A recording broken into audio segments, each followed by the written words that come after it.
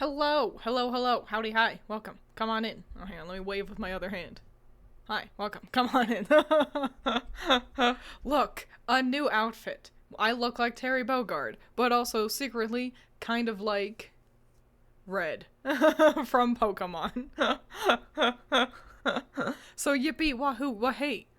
Oh wowie wow. A new outfit for going on a field trip today. Let me put my headphones down, cause I'm not gonna be able to hear them if I stand up. So yeah, we're gonna chit chat for a little second here. Let everyone wander in. And then, did I skin him for the vest? Incredibly unnecessary. Remarkably, no. I know, and look at how cute the necklace is. Man, I'm great. An absolute cootie pie. My plan today, of course, so we're going on a field trip. We are field tripping across the Kanto region in Pokemon. I'm so close. Let me make myself a little bit smaller on screen, just because I'm like, hey guys, do you got games on your phone?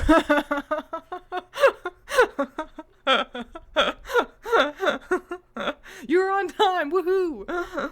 So yeah, we're gonna, this also means you get to see how often I fiddle-dee-dee around with my glasses. I am constantly adjusting them. They're too wide for my fat-ass head. And when I went back to the glasses place, and I was like, hey, could you please make my glasses, like, a little, like, tighter a little bit? They were like, how about we just give you different nose pads? And I was like, okay. And then, wow, what a surprise. They're still too fat for my fat fucking head. So, it is what it is. But yeah, we're gonna wander across Kanto. I've got a small list of facts. It's mostly gonna be me talking about Pokemon. So get excited to hear me talk about just a lot of Pokemon. So let's get on the bus. Everyone get on the bus and let's start our field trip. Is everyone ready? Everyone bring a snack. I'm good. Beep beep, bus driver Twiins. On board, ready to rock and roll. Fun fact, there are too many poison Pokemon in Kanto. There really are. It's one of the most common types, which is fascinating if you ask me. Because it's like, why? Yeah, Team Rocket uses poison, and then Koga uses poison. But then just like there's just a lot of poison. And if what's especially weird is it's not like the rarest type to see, you know, it's like we just got it like it's really front loaded with the poison types. You're in the front seat, baby. Yeah, you gotta choose what seat on the bus you like to sit on. I always like sitting like right at the front. I always wanted to be like second row, there I am, against the window. I would always sit against the window and made Critter sit next to the aisle, like an asshole. God damn, an 80 stream watch streak. Holy shamoly. That's too many streams. I can't be that entertaining. Cooking on the bus. So yeah, let's rock and roll. Let's get this field trip started. Where else could we possibly start? Then of course, good ol' Pallet Town. It's Pallet Town. Wow. Just want a window to flatten my face against. That's crazy work. I can see it so clearly. Yeah, it's Pallet Town. Oh my gosh, how exciting. Fun fact. So I counted the amount of people in Pallet Town, and it was like 10 or so. Mom, you, Blue, and his sister, Daisy. There's like a guy kind of fucking around near the flowers, 2 assistants, Professor Oak, and that's kind of the town. Which means, fun fact, Pallet Town is actually not a town. You need at least 100 people, 100 residents to make something a town. At this size, it would be more accurate to call Palatown a hamlet. But also that's sort of the truth for every Pokemon settlement across the series. Maybe things like Nimbasa or Castelia, in Unova, they have a lot of NPCs. They might actually breach the threshold into town. But as it is, it's technically a hamlet. Isn't that interesting? It's the only interesting thing about Palatown, I gotta be honest. That and the fact that you can catch basically any water type, other than Squirtle, of course, in this little spit of water right here that actually connects to the ocean. And so that's why it's like, oh, okay, that's why you can fish up Gyarados. But also, if you have a good enough rod, you can catch any water type in any body of water. So it's actually not that impressive or interesting. Dude, I love Pallet Town. Yeah. If you see my hands doing something weird, by the way, I'm sat back. I'm away from my computer slightly and holding the microphone, so that I'm not, once again, hey, do you got games on your phone? I do look pretty dang cool. Thanks a million, Messiah.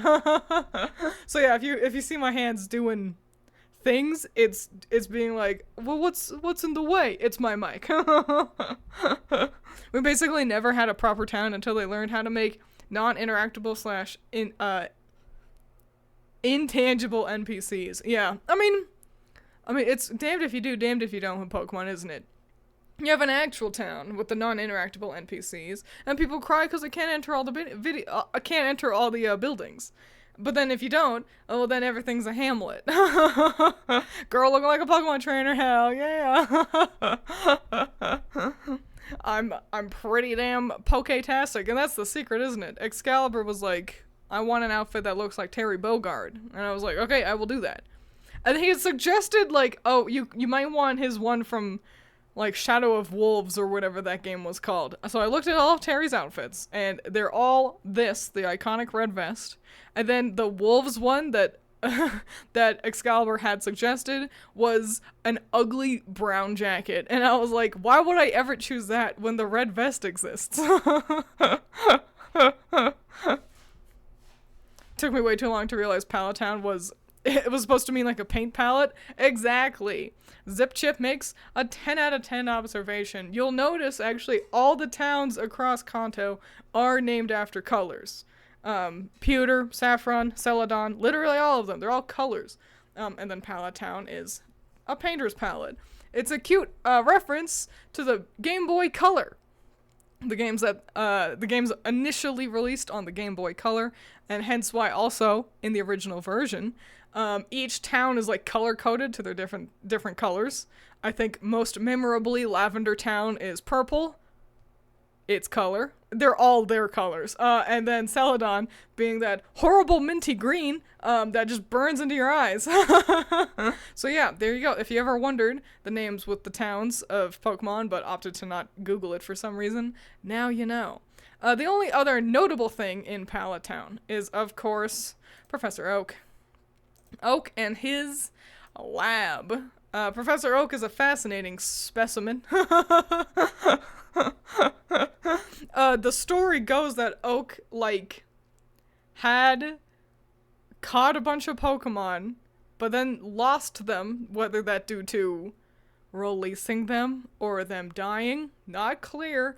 His only 3 Pokemon left are the starters, and you choose one. That's crazy lore.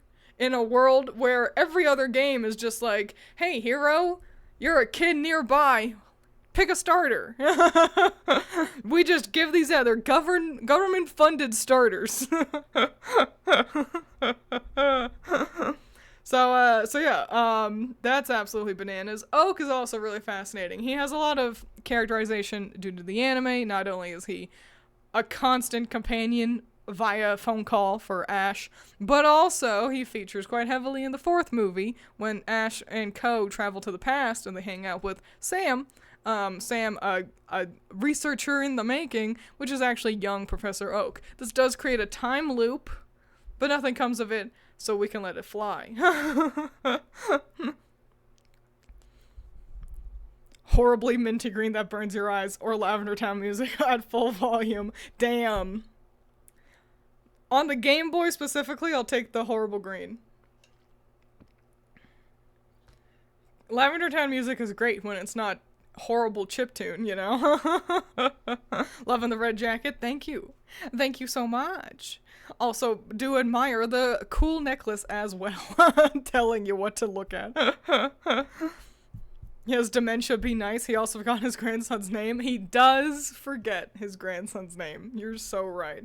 So yeah, Oak is fascinating. He has a bit of a history with Agatha, who is one of the Elite Four members. The story goes that he was able to beat Agatha's ghosts with a Kangaskhan, which is kind of not really all that possible in Gen 1 because of typing and type matchups. However, later down the line, they've added an ability that lets normal types hit ghosts, and it's implied that his Kangaskhan had that. Or he could be a cheater and a hacker. There are so many cheaters and hackers in Kanto. It hacks like Lance, exactly. Bombarded by rain. Got no umbrella and wearing sandals, damn. Never know. No, yeah, he's got little slippers on. Look at this. For all the artwork, by the way, look at those fucking slippers. For all the artwork, by the way, I chose my favorite version of them. So I like classic old Oak, honestly. But I think we've bummed around this little hamlet long enough. Let's everyone get back on the bus, and we can schnoodle on over to our next location. We got a lot of stops today, I gotta be honest. So maybe I don't need a jabberjaw for a full 12 minutes for everything, but what can I say? I like Pokemon. Well, so now you guys can actually see me take sips of my beverage. Without it just looking like I'm headbutting the screen. We are, exactly. It's by law, you have to sing the song. We're on the road to Viridian City. I will not, though, because I break the laws constantly. Laws are for nerds. No.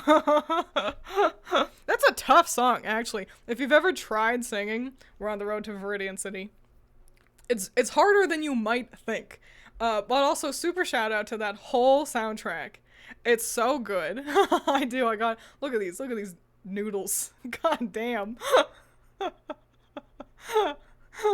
You could snap me in half.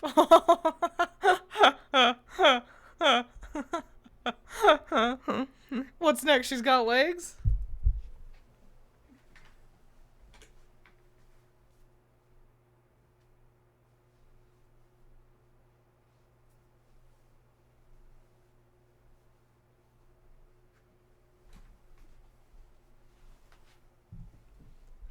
Yes. Ah! The bus!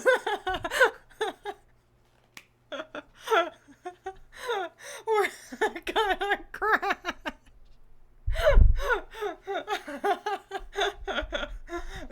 Get the wheel real quick. That's alright, that's alright. We're parked. We parked.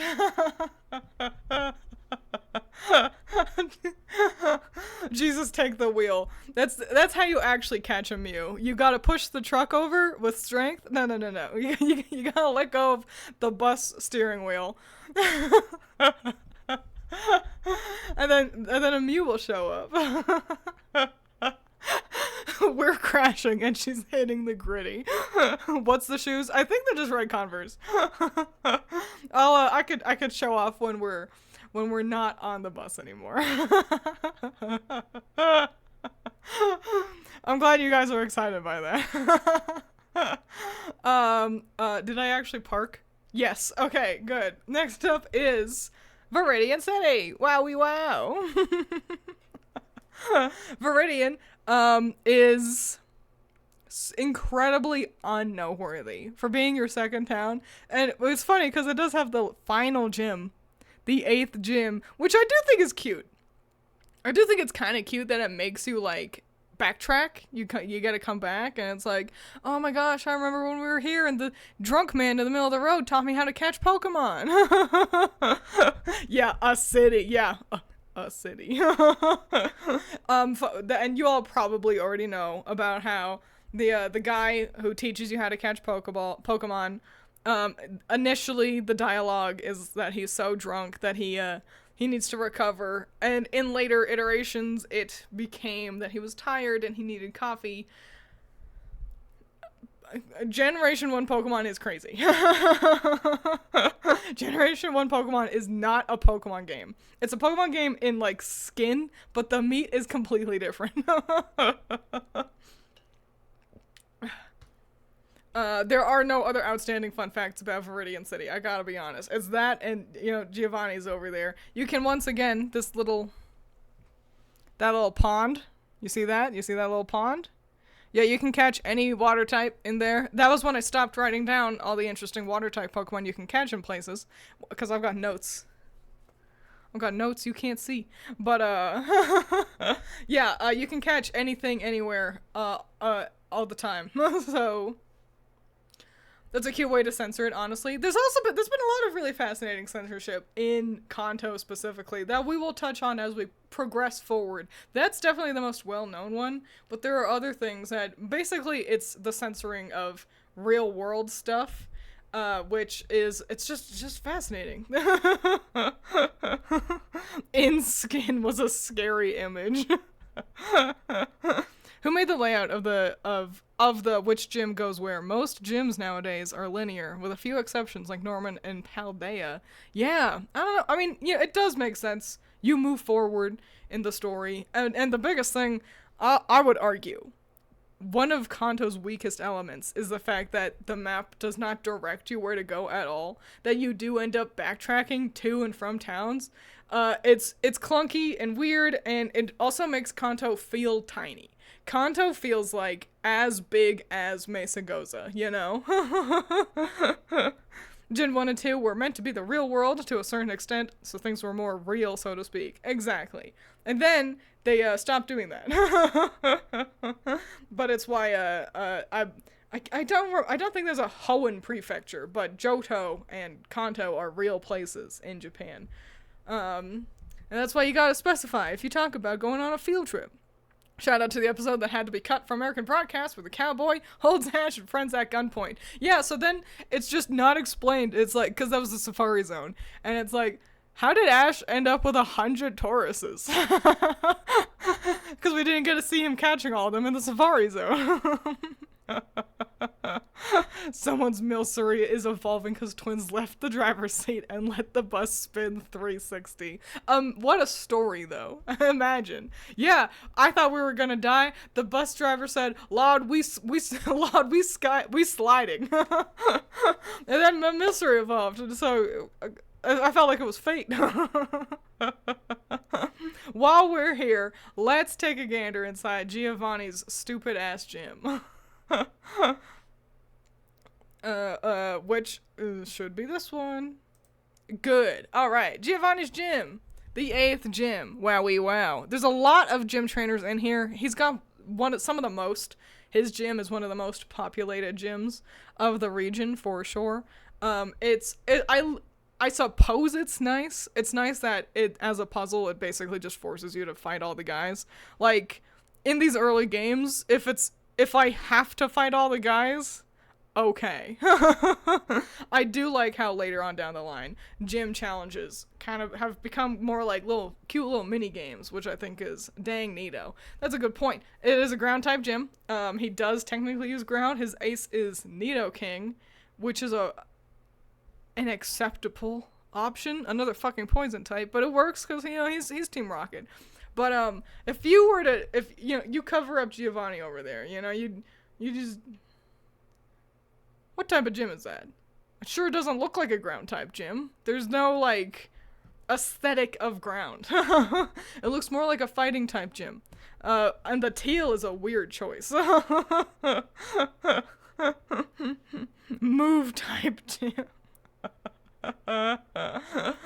And of course, Giovanni, the man, myth, the legend. This is his artwork for Yellow, specifically. I think it's nice. I like the cute little turtleneck he's got going on there. a cutie pie. Giovanni, fascinatingly, despite being perhaps one of the most extensive villain team leaders across the franchise, still relevant today in ways. There's just no fun facts about him. I looked up the trivia, I tried to find any fun facts, and it's like, it's Giovanni. We all know everything about him. I could tell you about how he has a son, Silver, and how the implication is that the mom is probably Adriana, was that her name? The, admin in, Johto. The one-woman one. Like, that's it. What else do you say about Giovanni? There he is.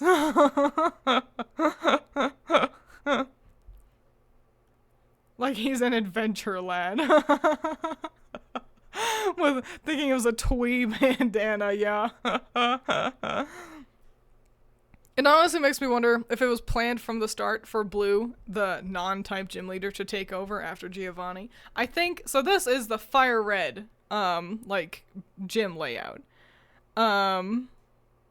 So I wouldn't be surprised if that was kind of what they were thinking with this gym. Like, okay, cool, so it is Giovanni's, but Blue will take over, so let's not fill it with dirt.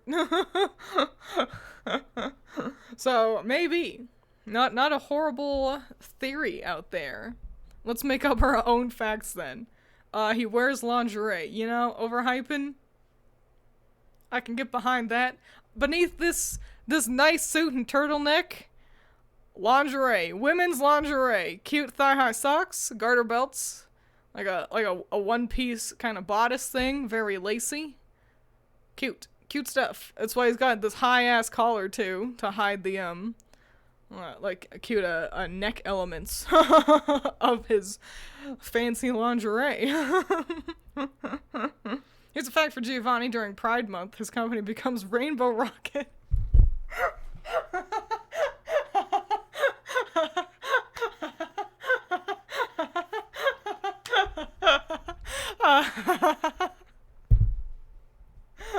That was really good.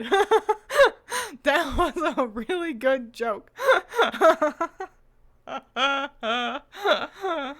Wow. Spreading dirt all over my floor and calling it a ground type gym. It's basically what it is. And we'll see that with Brock shortly. Let's everyone get on the bus. I forgot about the Rainbow Rockets. What a weird thing. It was basically an excuse for Giovanni to hang out with some other villains, But like, it was just weird. Also, it was like, oops, all hoeing, I feel like. Man, I was like, okay, where are we going with this joke? And you landed it really hard. That is part of the Sun and Moon game series. Correct. Yeah.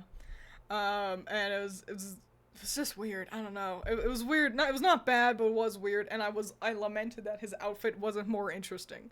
Okay, you're gonna be the Rainbow Rockets, but then you're just still wearing this bunk boring nothing. Like, come on, my guy. He really did make an AU Evil Avenger. Yeah, and I believe that was specifically Ultra Sun and Ultra Moon. And I think that because I played less of Ultra Sun and Ultra Moon because it was boring. We were talking about this the other day, how Sun and Moon came out, and I feel like they were good games. I feel like I enjoyed them. I haven't played them in a long time. I'd like to replay them. And then Ultra came out, like a year later, like how the third version always did. But there was so little changes, like noteworthy changes, that it really just burnt us all out. At least burnt Allison and I out on Alola, because it was like, and then I just played the same game again. And so yeah, I don't know. I think so. I was less interested in exploring more of the world in Ultra Sun and Moon because I was like, I've already played this fucking game. I don't want to play it again. A man hanging with other men, kissing the homies. That's truly what an evil Avengers team does, isn't it? I've got all my DS and 3DS games somewhere, even though my 3DS exploded, and it's like, I'm not gonna play it. Unless if I get some kind of Elgato capture thing that could capture a 3DS screen, which does exist. But as it is, I'm not gonna just recreationally be like, let's boot up a 3DS game. So, maybe at some point.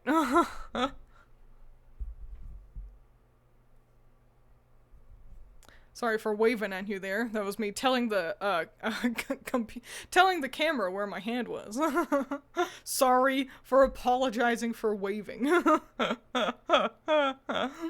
Next town is, of course, do you recognize it? You should. It's Pewter City.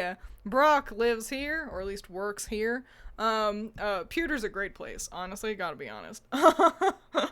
I think Pewter's really swell, even if its layout is fucking stupid. Let me explain.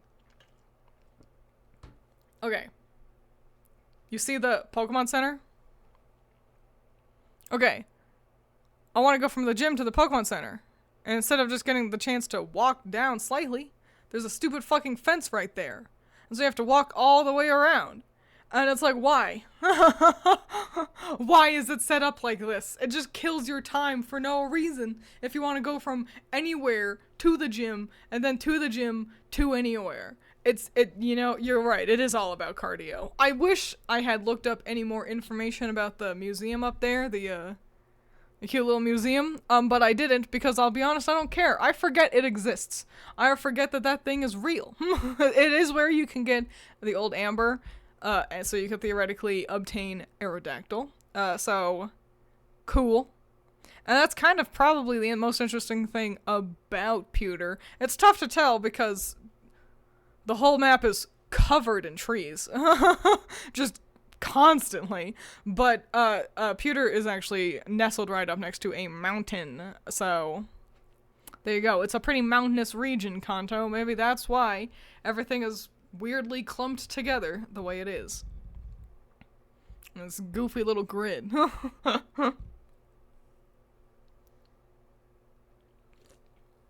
What's the building next to the museum? Outhouse. Yeah, they poop there. You're not allowed to poop in the museum. The poop particles could fuck around with the fossils. So legally, yeah, you gotta use the bathroom outside.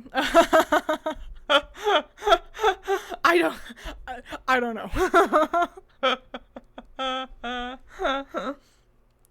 Pewter has stand your ground laws and can legally shoot you if you cross a fence improperly. Wow.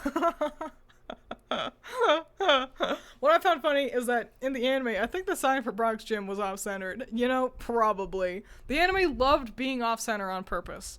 I don't know, I think it makes it look more real. More alive. Aren't there bathrooms in the museum? Yeah, but you can't poop in them. You're not allowed to poop in them. You can piss, but you can't poop. You have to poop in the other one. Listen, I don't make the rules, I just tell you how it works, alright? We can't get no poop particles on the fossils, because otherwise they would restore them at Blaine's little laboratory, and then you get like a poop mon. We don't want no like Aerodactyl, but poopy dactyl.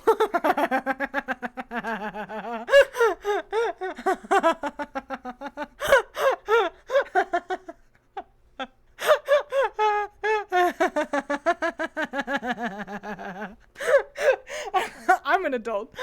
So muck? Yeah, basically.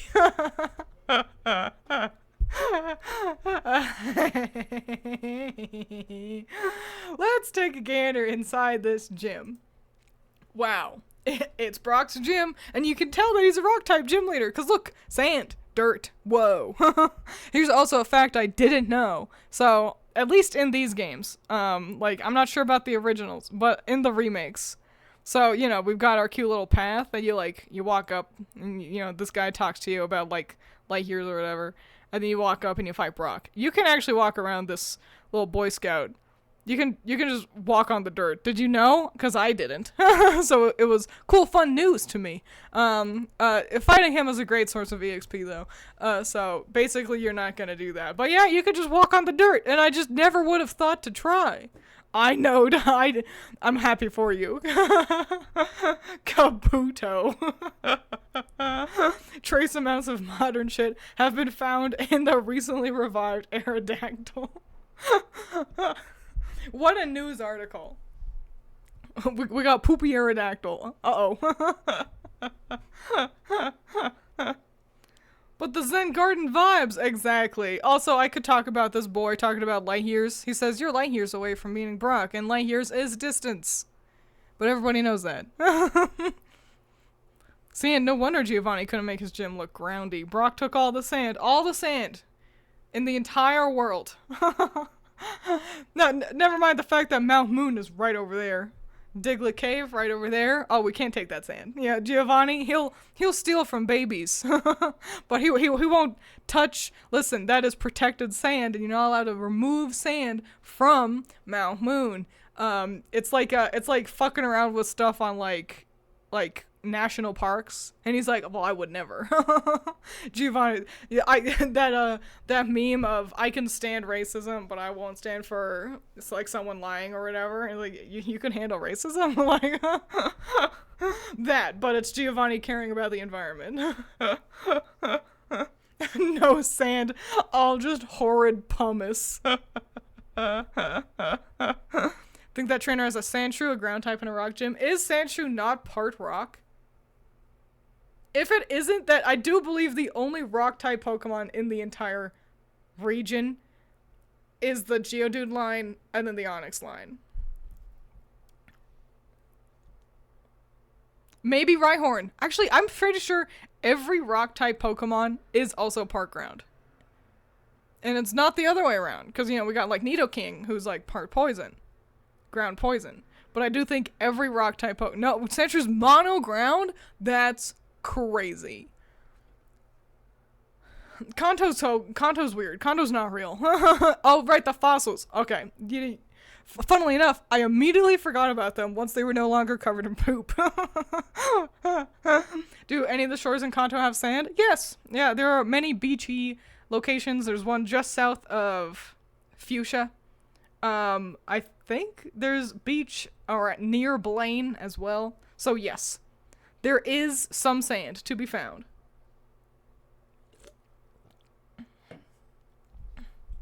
Let's bring Brock on screen. It's Brock.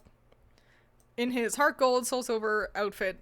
Brock is a fascinating character, basically just because of his involvement in the anime. So obviously in the anime, Brock is quite famous for being a breeder in training. He wants to be a Pokemon breeder, which basically means like kind of like a fancy nurse. Kind of like a zookeeper in a way. Which is also really fascinating to me because breeding was not introduced as a mechanic until Johto, and as we all know, that was discovered by Professor Elm. He is the professor who specializes in breeding, because that's when the gender divide was introduced to Pokemon at large. And it does tickle me that the nerdiest professor, too much of a loser to even introduce you to his games, it's like, but he knows how Pokemon fuck. What a weirdo. But yeah, so Brock, I think it'd be interesting if he, like, studied under, Professor Elm to some degree because he wants to be a breeder, but it's pretty different. Breeding and being a breeder are kind of different things in Pokemon. Daycare attendants oversee the breeding process. Breeders more so are like daycare, Pokemon daycare, which so just means Brock cooks food a lot, basically. And what's interesting about that is his in-game version has never been shown to be interested in, like, as a breeder, in being a Pokemon, anything other than the gym leader he is. But it's such an interesting concept that I feel like we all just accept it as still kind of truth. That it's like, Brock, the gym leader, who does Pokemon breeding on the side, you know? professional breeder, but can't score a girlfriend. In the anime, it's actually implied that he got quite close to Olivia, who is not in her 30s or 40s, like how I think we all assumed. She was much closer to age as Brock, in age to Brock. So, yippee, he actually scored the biggest baddie across the entire franchise, eventually, and just let that, you know, be a lesson to you. Patience, eventually, you'll be able to fall in love with another woman who also likes rocks as much as you do. Doesn't he hit on every girl in the anime? Kind of. You know, I mean, back in the day, a horn dog was a pretty common archetype for comic relief. But luckily, you know, since Pokemon is for kids, instead of being like, oh, can I like touch your boobs or whatever? It was just him. He just fell in love with every girl he saw and confessed his feelings. And basically none of them ever reciprocated, and they were basically also never bothered. So, so luckily it was as uncringe as it could be.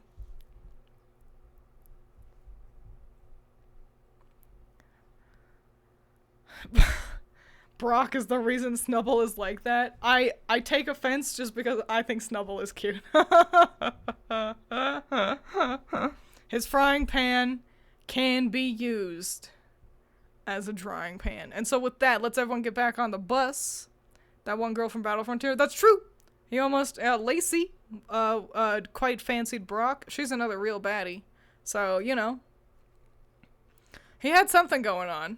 Maybe if he just actually had the opportunity to, like, engage with the girls more. Because usually what it would be is, he'd be like, I couldn't help but notice that you were incredibly beautiful, and maybe you and I could go get food sometime. And then Misty would, like, grab him by the ear and pull him away.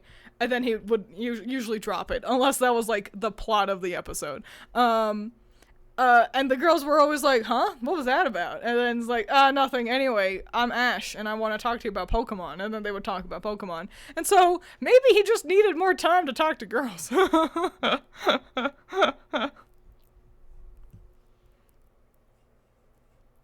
Oh yeah, and then later down the line, Max got involved, just recycling that same joke when they replaced Misty. Krogunk also got in on the joke, which was probably the worst for him, because Krogunk would use, like, poison jab on him.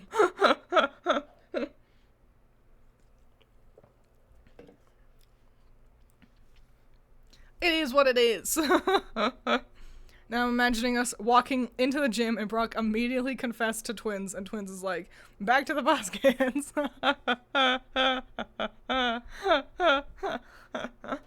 And back on the bus we are. The wheels on the bus go round and round, but not very long, because we can just drive right over the mountain. Usually you have to go through Mount Moon to get to the next town, Cerulean. Mount Moon is fascinating because that's the only place where Clefairy can be found. Jigglypuff too, but Jigglypuff doesn't matter. Jigglypuff it's just a little puffball. Clefairy is always notable and interesting because its connection to the stars. It is the vaguely star-shaped. Clefairy is implied to come from space, and it's why it needs the Moonstone to evolve, which is interesting and fascinating. And Jigglypuff is also pink, and it's like, why? Why are they, like, paired like this? Though, we often pair them in our heads because they can be found in similar locations and have similar aesthetics. But of course, everyone knows about the theory that Gengar is Clefairy Shadow. They have pretty similar silhouettes. I think Ken Sugimori just only has a couple of design elements he likes to pull from, and I think that's pretty clear based on how many characters have the exact same haircut across the games he designed. But it's still cool. It makes Clefairy and Gengar more interesting, if you ask me. I wish Wigglytuff got a little bit more love, but I think everyone likes Wigglytuff. Like, it's a strong and good Pokemon, so maybe it doesn't need more help. Love the one where Krogunk didn't poison jab him because he actually liked the girl he was hitting on.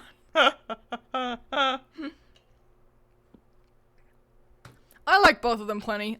Between the two, I like Cleffa more than Igglybuff. I like Jigglypuff more than Clefairy. I like Clefable more than Wigglytuff. but they're really the best of both worlds. They're all good. Good friend-shaped Pokemons. I've got a Clefable, a giant Clefable. No, it's a Clefairy. No, it's a Clefable. No, it's a Clefairy. I've got a giant Clefairy Squishmallow gifted to me by Allison for Christmas. She didn't know it was gonna be 4 feet tall. Yeah, I had to look at the wigs to be like, what are you? So yeah, now I've got a giant Clefairy Squishmallow, and I cherish it. Her name is Princess. Everyone get off the bus. We're on our next stop. Next up is, of course, Celadon. Celadon. Wow. There's a lot going on. Or rather, Cerulean. Cerulean is incredibly important for how often I forget its name. Cerulean, one of the most notable and just incredibly important fucking towns.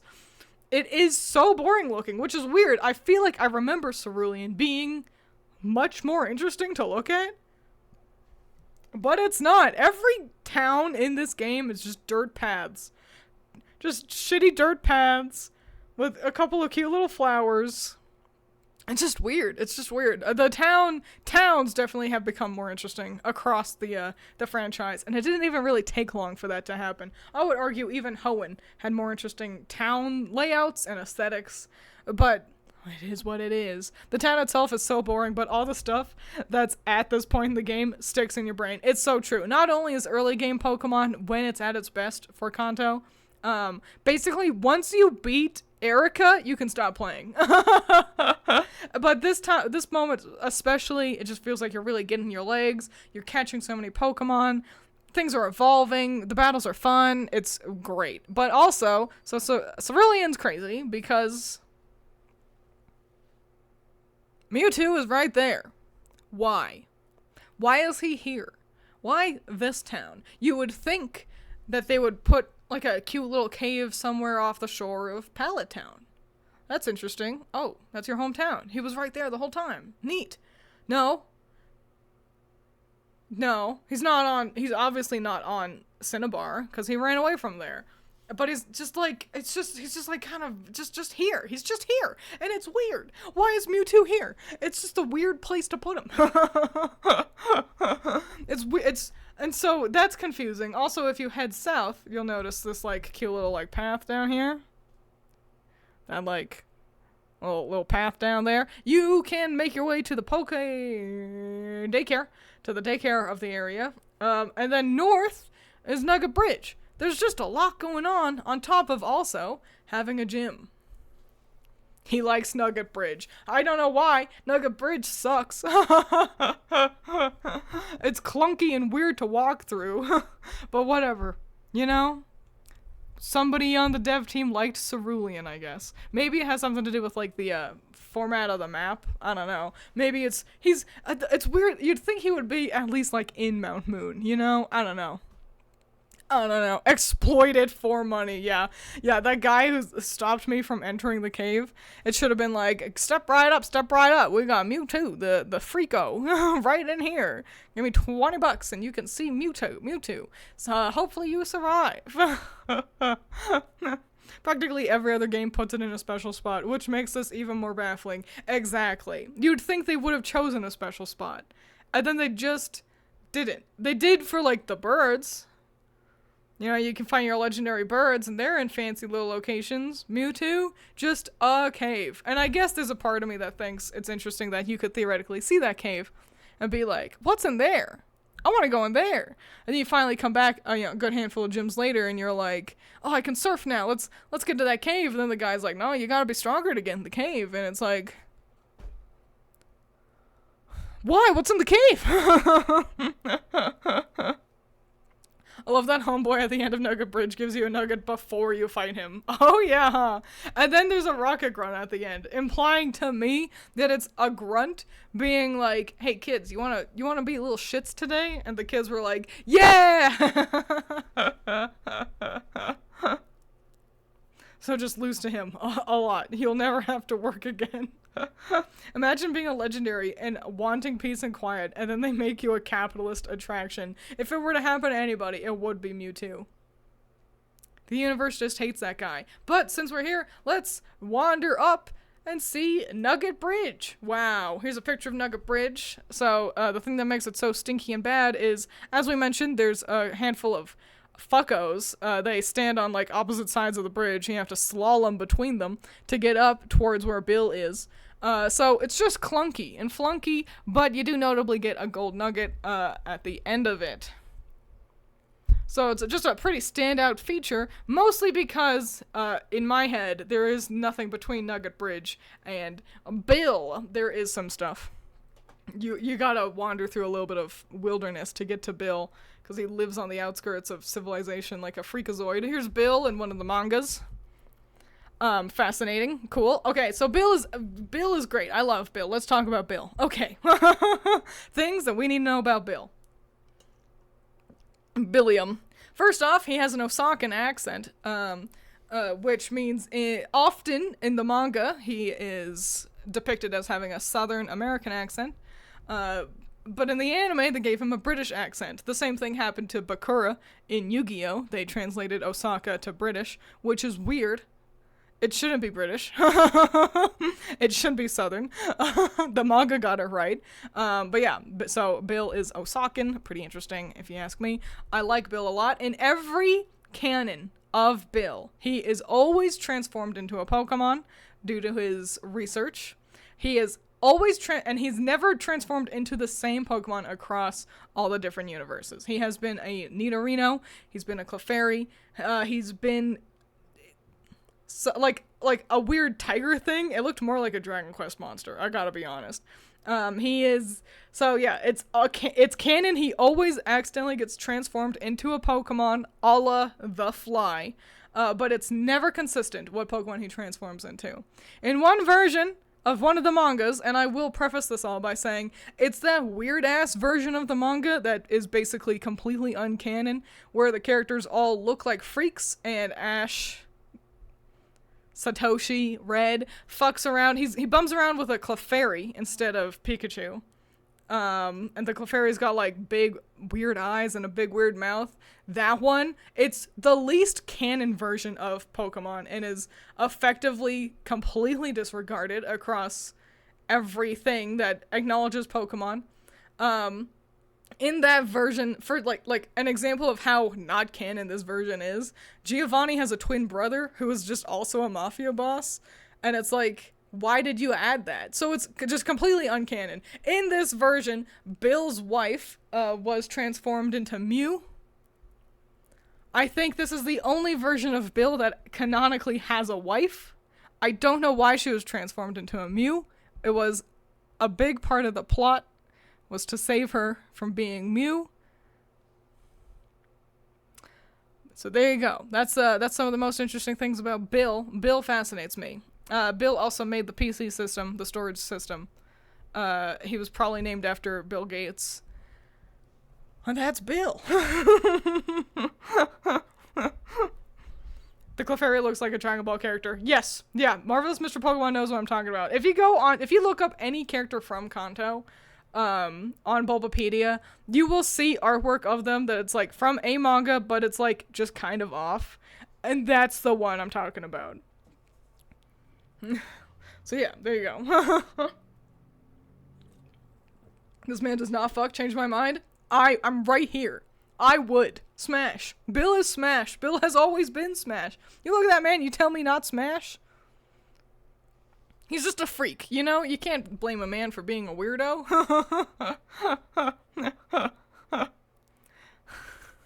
But let's wander back down to town and take a gander at Misty's gym. Wow. I think we all are quite fond of that fellow right in the middle of her path.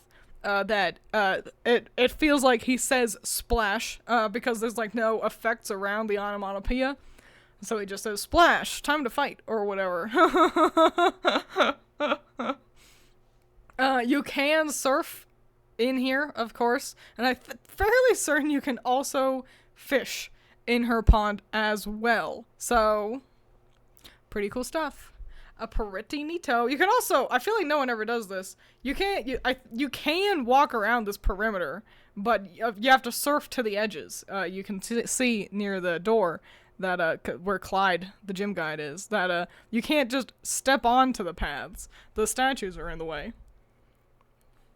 But there's no reason for it. You can, but I don't think there's any mons in it. I see. I'll spoil this now because I can recall it. In Lorelei's gym, in the original version, Lorelei's Elite Four room, she's got some water in there, and incorrectly, you can fish up wild Pokemon. So maybe you could in the original Red and Blue version, but not the remakes. Pretty neat. Misty is another really fascinating gym leader, mostly because of her time hanging out with Ash in the anime. Misty's personality, however, is way more consistent than Brock's. She is the tomboyish mermaid. A poopy title, but relevant. She is a mermaid, but she's also tomboyish. Well, I think what's really interesting about Misty is her design. So, they don't always go with this cute side ponytail. In fact, in Heart Gold and Soul Silver, she's got, like, her cute, like, short bob, and I think that's the same style they went with for Masters EX. So, but which is just weird, because this side ponytail is just really iconic, if you ask me. The other important thing about Misty is the other really iconic element of her design. From the anime, she's got her cute crop top yellow shirt and red suspenders and shorts. This outfit that I have featured here from Pokemon Let's Go Pikachu and Eevee is the closest we've come to actually getting that outfit in the games. In every version of Misty in the games, other than this, where she's got like a cute like swimmer tank top, I don't know, and then shorts, every other version of Misty, she's just wearing a bathing suit. And I'm blown away by that. Even in card art, she's just wearing a bathing suit. Usually just like a yellow bathing suit. And I'm just like, why aren't you putting her in the suspenders? They're very good. It's really fascinating to me because Misty is one of the most iconic gym leaders.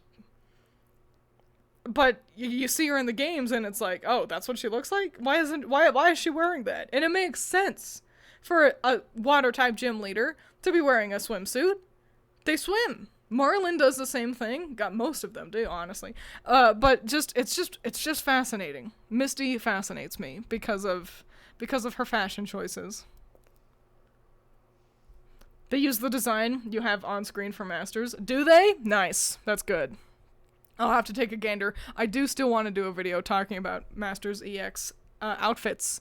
So, a good excuse to take a gander at what everyone wears. Ever seen the Trading Star card? Misty's Tier? Yep, it's a good one.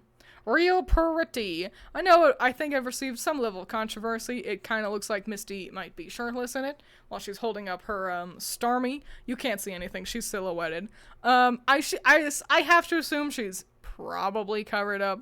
But it was really pretty art, you know? So looked great. I don't know if it was even a good card. I gotta be honest. I think this is the best middle ground. I think I agree. It's why I chose this. Because the bathing suits are cute, but they're just kind of boring. And this is pretty alright. This feels like Misty designed nowadays, you know? The suspenders was very 90s. It was a 90s ass aesthetic to go with. Everyone get on the bus. The wheels on the bus continue to go around and around and around and around and around and around. 99 bottles of beer on the wall. 99. Did anyone ever actually do that on like a long bus ride? I did once. What a surprise. It was with my theater group. Yes, we were incredibly annoying. The song is not satisfying once you end. Are we there yet? Almost. Yes, all water gym leaders wear a swimsuit. Misty, Marlin, Nessa, Phoebe. Wait a minute. Phoebe does look like she should use water, right? Well, I love her, though. She's fun. She's cute. Totally from Alola. You can't convince me she's not from Alola.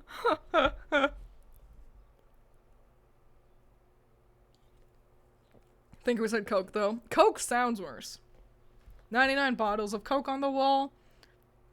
Beer just, it slides off the tongue better. But if you're kids, I understand changing it around, you know? We were in high school, so it was fine.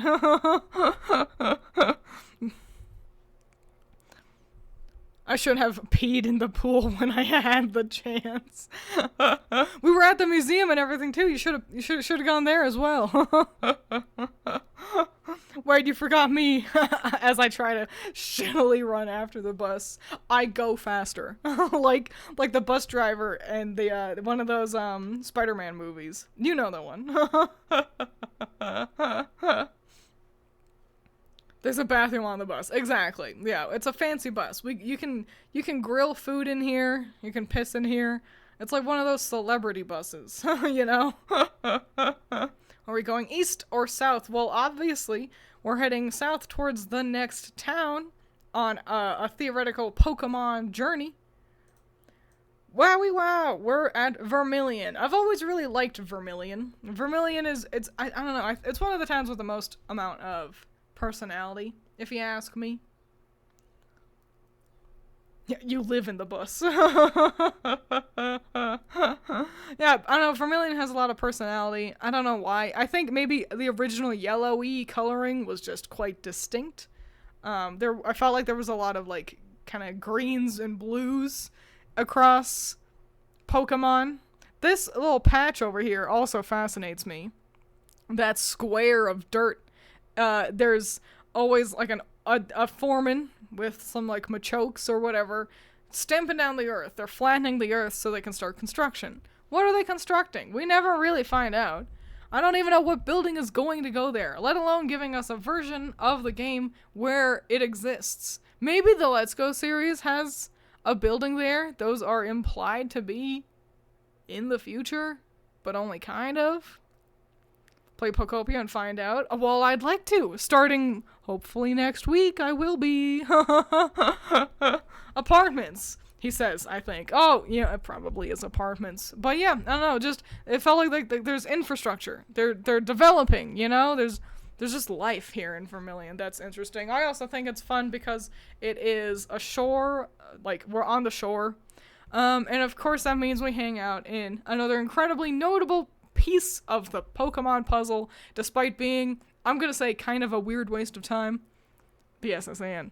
Let's take a quick detour over to the SS Anne. This is as it features in the anime. What nice art. Dang good art. That for a second, you blur your eyes, that looks like a real ship.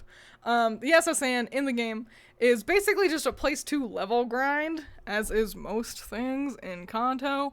You cannot catch any Pokemon while on the boat. You're mostly just fighting lasses and gentlemen. Lasses have the same handful of Pokemon they always have, Pidgeys, Nidorans, etc. Gentlemen will usually have a Growlithe. Sailors like having the Poliwag line and Machops. And that's kind of it. That's the only thing you can do on the boat, is just fight a bunch of people. You've got the very notable fight with Blue right before you get to the captain, who's like a cut master, and that's how he teaches you cut, which is weird lore. Kanto is weird. It's weird lore.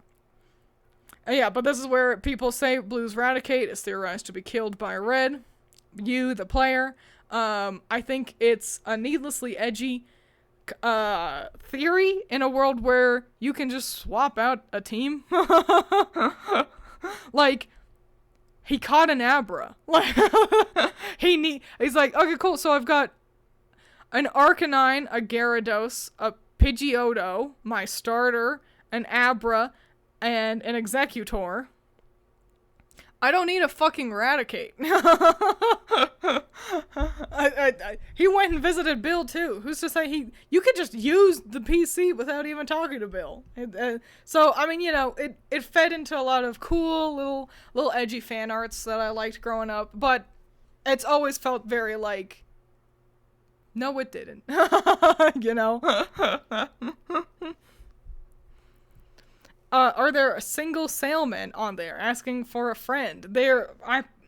I think they're all single. Every single one, single and ready to mingle. In the anime, the SS Anne is also incredibly interesting because it sinks, which is fascinating. That's a fascinating thing to do. It was like a 3-part series finale, I'm fairly certain. Within that series finale, they also pushed a lot of Ash x Misty.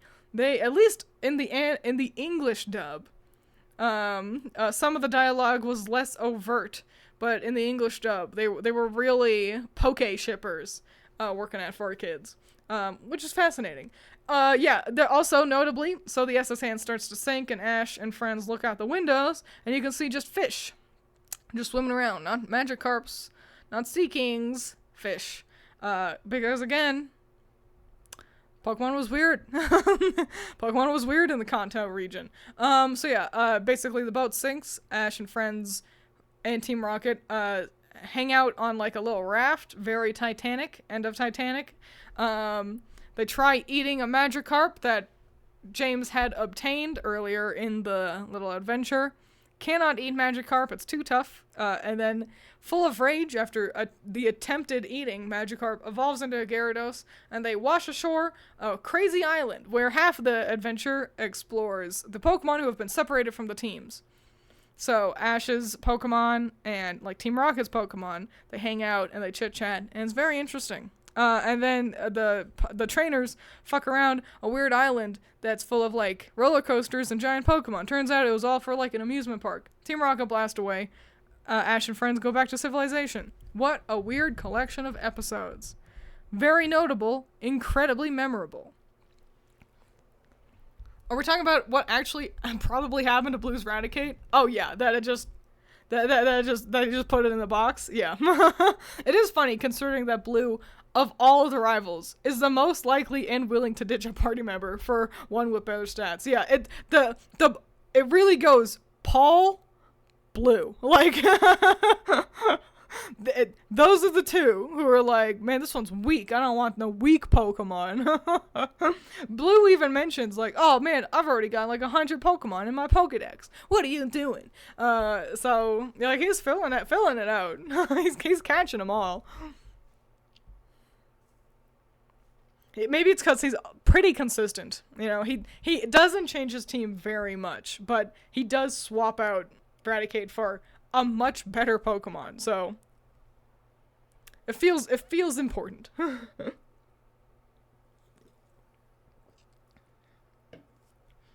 Didn't Pikachu do a damn it finger snap expression because Team Rocket wasn't dead? I can't remember. Maybe. Incredibly possible. And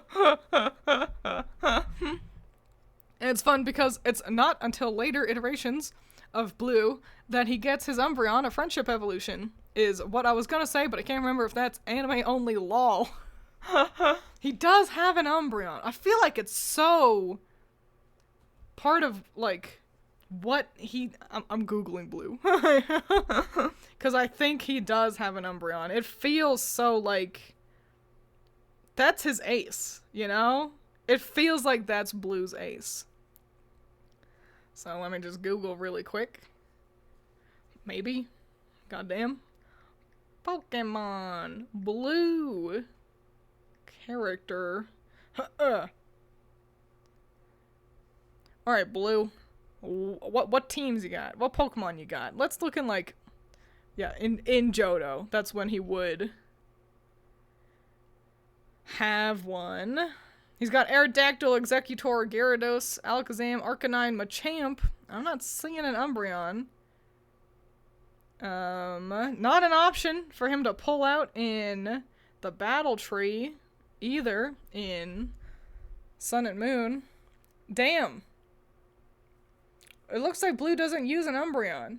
That's crazy. He doesn't even have an Umbreon specific version in Master ZX.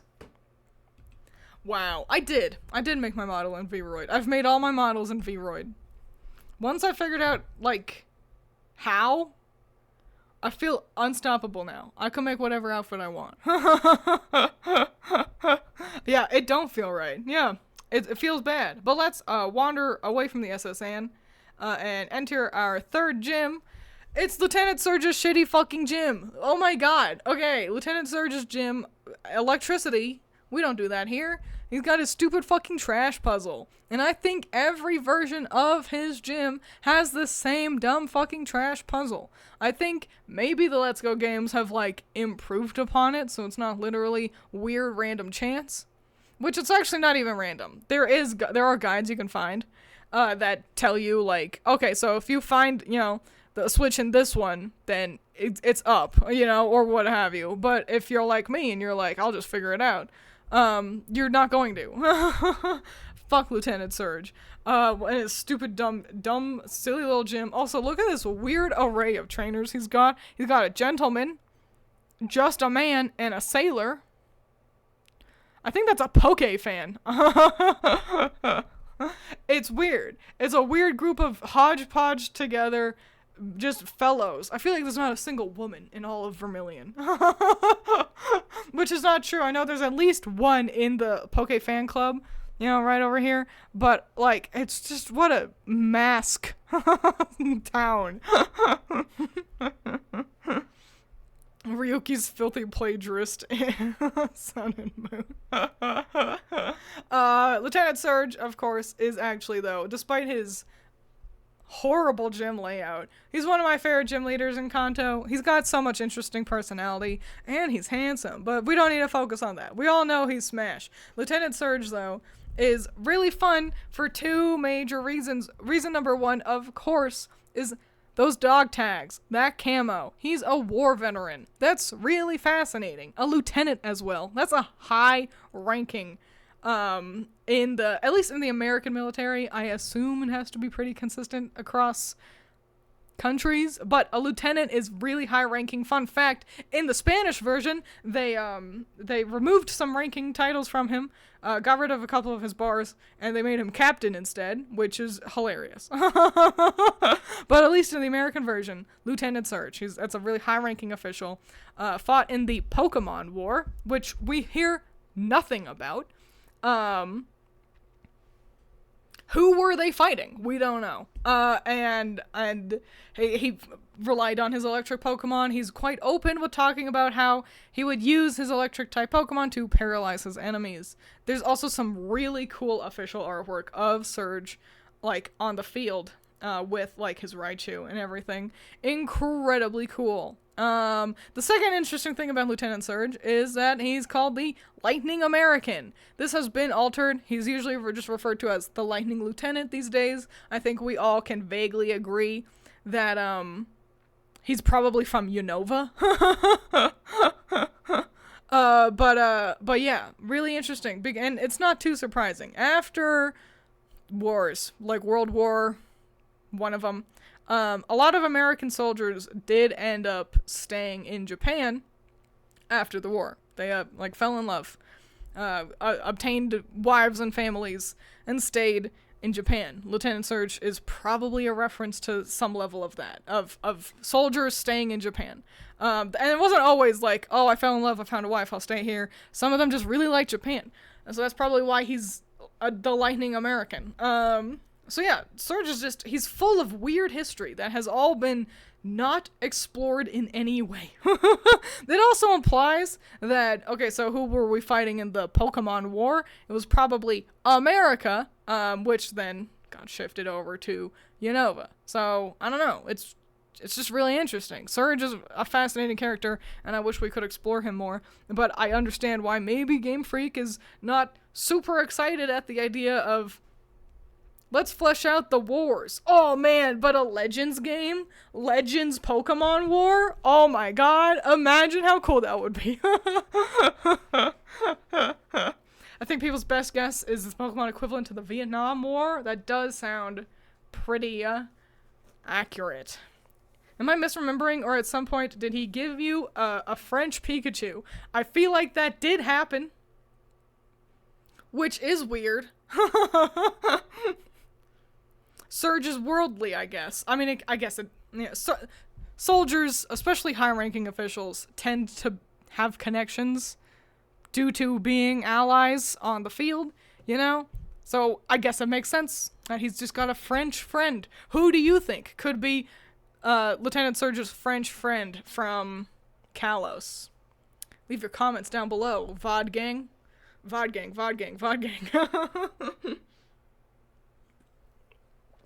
So yeah, I think all of that is why Vermilion is my favorite town in Kanto, but we're not even halfway done, so let's keep rocking and rolling. Move forward.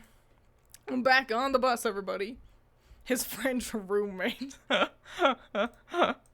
I don't know, Surge strikes me as pretty, almost toxic masculinity in terms of like, oh my god, wait, there's another thing we forgot to talk about in Vermilion. I didn't even mean to, hang on, we all run back off the bus really quick, just to talk about this shitty little truck. This is near SSN, and it's important because this is the shitty little truck that, everyone has heard the playground stories. Oh, if you can get to the truck and use strength, Mew is under there, and you can catch Mew. Not true. It wasn't true. It was just a myth. Fucking Ripley's Believe It or Not Fact or Fiction. PNG go. But, in later iterations of games, fan games love referencing this, first of all. But also, I believe in, like, Let's Go, Pikachu and Eevee, you can, like, pushing that truck, interacting with that truck, is part of, like, the in-game quest to get Mew, which is really cute. It's really cute to see. Okay, now we can get back on the bus. Really interesting to see the Pokemon Company listen to these, like, fan discussion. Same thing happened. I love the story. I've talked about it before. Quick, Gretchen, get the Missing No. Missing No is another one. I can't believe we actually don't have more. Missing No has appeared, like, in official stuff a little bit, but it's very in the background still, and I'm just kind of surprised we haven't gotten a proper Missing No Pokemon or something like it. I don't know. The other one is, and I've told the story because I love it. I think it's so fun. In the original Red and Blue games, the Pokedex entry for Lapras mentions that Laprases are going extinct. There were so few of them that they are going extinct, and some kid, crushed by this knowledge, decided to help and bred a whole bunch of Laprases and released them in his game, or their game. I don't know the kid's gender, in order to try to help the population. And the Pokemon Company heard about that, and later down the line, in one of the Pokedex entries, they mentioned that due to, like, restoration efforts, that they are no longer going extinct. And that fucking... I'm gonna cry. It warms my heart every single time. It's so fucking cute. Mew chilling in a town with grandma. Mew chilling under a bus. Malasada or a lava cookie are under the bus now. That's really cute. It's really cute that they just interact with stuff like this. And it's stuff like that, you know, that I cannot, like... This, like, mentality some people like to have of, oh, Nintendo, they're evil, they don't let you have fun, they don't allow fun, Game Freak is lazy and they don't care. I'm like, I don't know, man. They heard that some kid cared so much about Laprases going extinct that they changed it, you know? Somebody cares. It's a company made up of real people. And real people who listen to fans in a world where usually Nintendo specifically doesn't. Game Freak and Nintendo are not the same entity. And I think that's important to remember. We sit here and we decried how it was like, why would you get rid of letting us customize ourselves? Let us customize ourselves. Why'd you get rid of that for Oris? And they were like, okay, you know what? We will. You can make yourself. You can always customize yourself. You know what? You asked. Here you go. Versus Nintendo, we'll sit here and be like, can we get a new 3D Mario game? And they're like, we gave you Mario Wonder. And it's like, that's not what I said. Incredibly wholesome. After that nice little company dick riding on my part. Let's get off the bus to talk about Lavender Town. Oh my god. I think everybody knows about Lavender Town theme. The legend goes that if you listen to Lavender Town theme for too long, you will go crazy. Your ears will bleed. You will die. You will lose your sanity. All that. You always hear Lavender Town show up in creepypastas. It's just annoying. It's just kind of high-pitched. It is fine. What a surprise. Lavender Town is also interesting because of the tower. Pokemon Tower over there. That is a burial ground, kind of, for dead Pokemon. Cemetery. Let's open up my tower image here. This is the only one I grabbed from Let's Go because I feel like it did a good job of showing off these like headstones because it's a tower, you know? They're not buried here. You can't bury something on floor 3, you know? Like, so it seems, I don't know where, like, what is done with Pokemon bodies post-mortem, but we do seem to have still headstones set up. And they look kind of thick. It looks like that you might be able to, like, there's like a drawer, maybe like it's a bunch of urns, you know, like just within little tables. I don't know. Really fascinating. And in my head, I was like, I'm fairly certain this is one of very few kind of Pokemon cemeteries. Not true. There are 9 Pokemon burial sites across the franchise. The mainline games. 9 of them.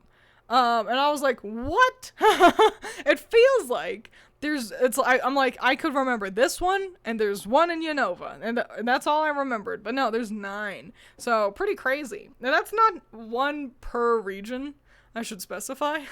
You know, we got yeah, it's as many as there are regions, but it's not one per region. Like, some don't have one, and then others have, like, multiple, which is just really fascinating. It's really fascinating. Cremation, surely. Just placing the ashes beneath. Yeah, probably. It's just, who would think to make it a tower? But it's pretty common. A lot of the Pokemon burial sites are towers like this. So maybe that's something in Japan? I don't know. Put me in the ashes. Put me in the ashes urn drawer. But yeah, really fascinating. Pokemon Tower is really fun. It's the only place you can find any ghost-type Pokemon, and also Cubone, which doesn't belong, but you know how Cubone works. There should be an NPC that talks about a round pink mon with flower patterns. Yeah. That's crazy. That's crazy that they finally did that. But anyway, wandering out of the tower, that's kind of the only thing Lavender Town has. I could have talked about Mr. Fuji, but there was nothing to say. It's just Mr. Fuji. Who cares? I don't know why Team Rocket was trying to take over the tower. Team Rocket is accosting Mr. Fuji.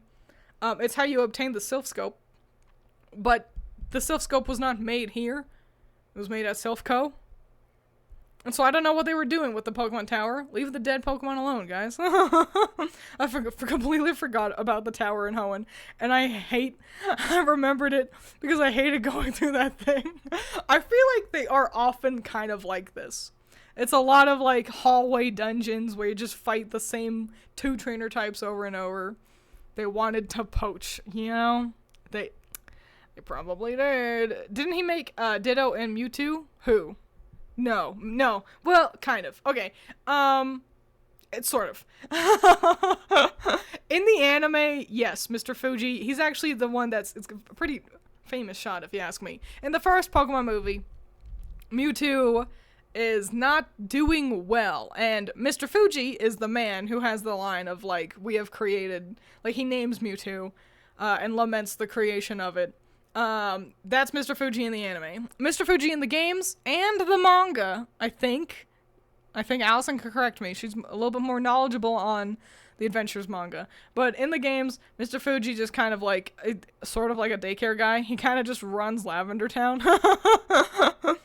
He's interesting because he's named after the mountain, Mount Fuji. And, like, literally, Fuji-san. It's what they call Mount Fuji, and he's Fuji-san, and it's just fascinating. Why did they do that? I don't know. But yeah, so in the manga, he may have been connected to the creation of Mewtwo, but maybe not. It is mostly attributed to Blaine. We will talk more about Blaine when we get to him. As for now, that's it in Lavender. No gym in Lavender Town, just a weird little corner. I think he was a scientist involved in the process in the manga, but it was Blaine who did most of the Mewtwoing. Alright, just as I assumed. So yeah, he's usually connected to Blaine to some degree, even if he's not always depicted as a scientist who worked alongside him. They're implied to be friends. That's just what happens when you have 2 old men, I suppose. But we can quickly schnoodle on over to the next town, one of the more interesting ones, even if it's also, if you ask me, the ugliest one. You can probably figure out what that means if you think about color palettes. Yes, of course, you all, may have some roommates. You know what? Yeah, I could, bless you. Oh, what a cute guy. Goodbye. Sorry, I was cooing at my cat. But yeah, I could get behind Mr. Fuji and Blaine giving each other kisses. But yeah, that's right. Next up is the hideous, horrible, minty green of Celadon. Celadon City was wider than it is tall. It's one of the few towns that formatted like this. Interesting. Celadon is another pretty notable one, mostly because of that dang old mall right there. Celadon Mall. The shopping super center. It's where you can buy most of the items. I don't understand why TMs aren't named in the menu. Bless you. Celadon, because of that mall, is listed as one of the most referenced / visited towns in Pokemon.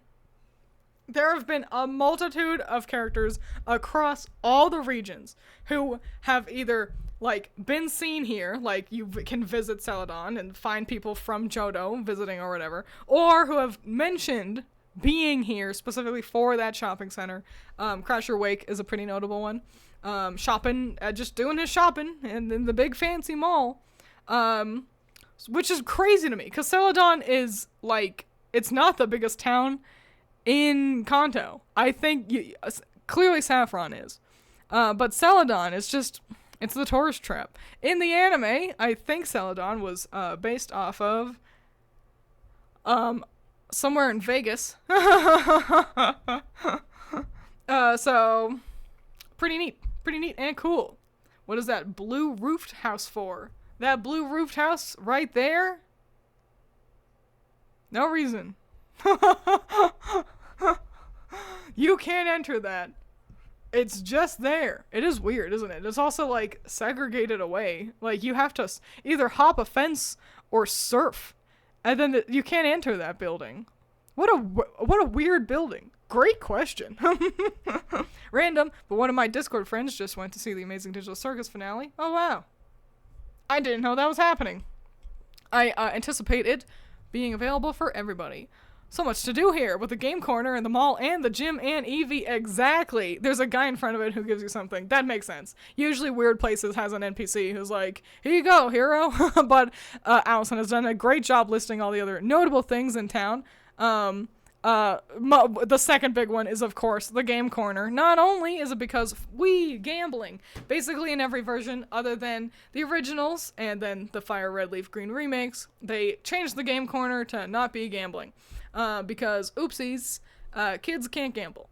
Whoops, you can't have gambling in your kid game. Uh-oh, that's alright. I feel like slot machines are barely gambling. But, yeah, you can, gamble and get your coins and obtain some rare Pokemon and items, and it's fun and cool and a great way to waste your time and money. And it's notable because there's a rocket hideout right underneath. I do not have any images of the rocket hideout because it was a nightmare to look at and I didn't want to. But yeah, rockets are stationed at the game corner. And some cannons, like, they're fully in charge of the game corner. Other cannons, they're just hiding underneath it. I think to some degree the game corner people have to be aware of the mafia stuff going on. But also, I gotta be honest, if I owned an establishment and some mafiosos walked up to me and was like, listen, we're gonna use your basement and you're not gonna tell nobody. Understood?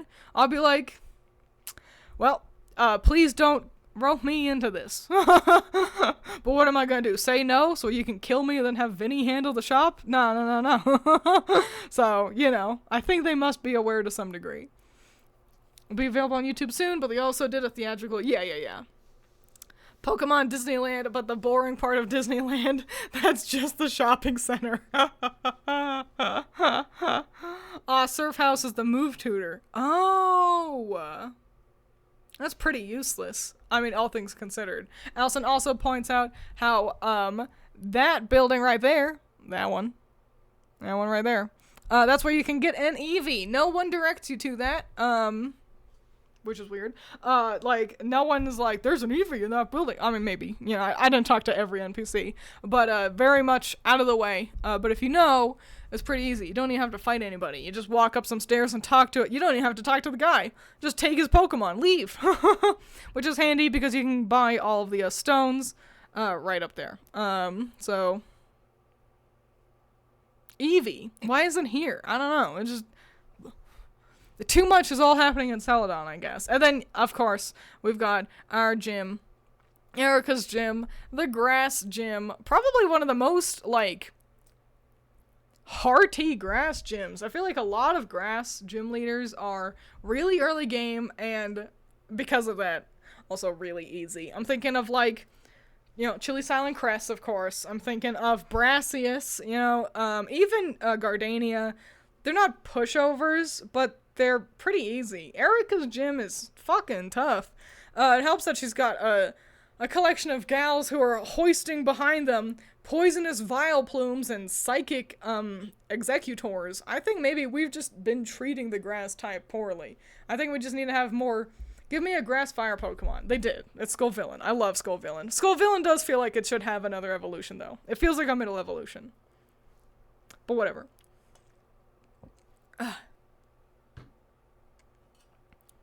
Yo, what's in that blue building? A warehouse full of Pokemon plushies? We stealing Pokemon.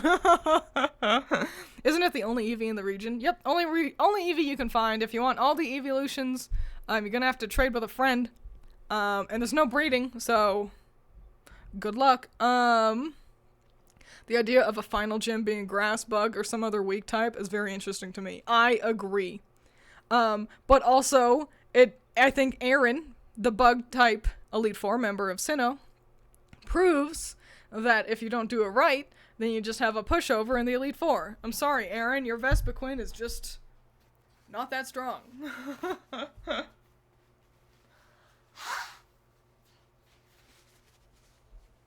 You got to watch me blow my nose there. Congratulations. Anyway, Erica's gym. She only hires ladies to work in the gym. I feel like it is evocative of kind of a classic Japanese teaching method. It's similar to like a kimono girl, basically, which we can see with Erica's old-fashioned style of dress as well. So yeah, it makes sense why it's like, oh, this is a girl's thing. Girls learn how to do this. Kind of like the tea ceremony stuff, even though I don't think that's gendered. But yeah, that's what it all feels evocative of. In the original version, there's some freaky pervert sitting outside the gym, trying to peep at the girls in there.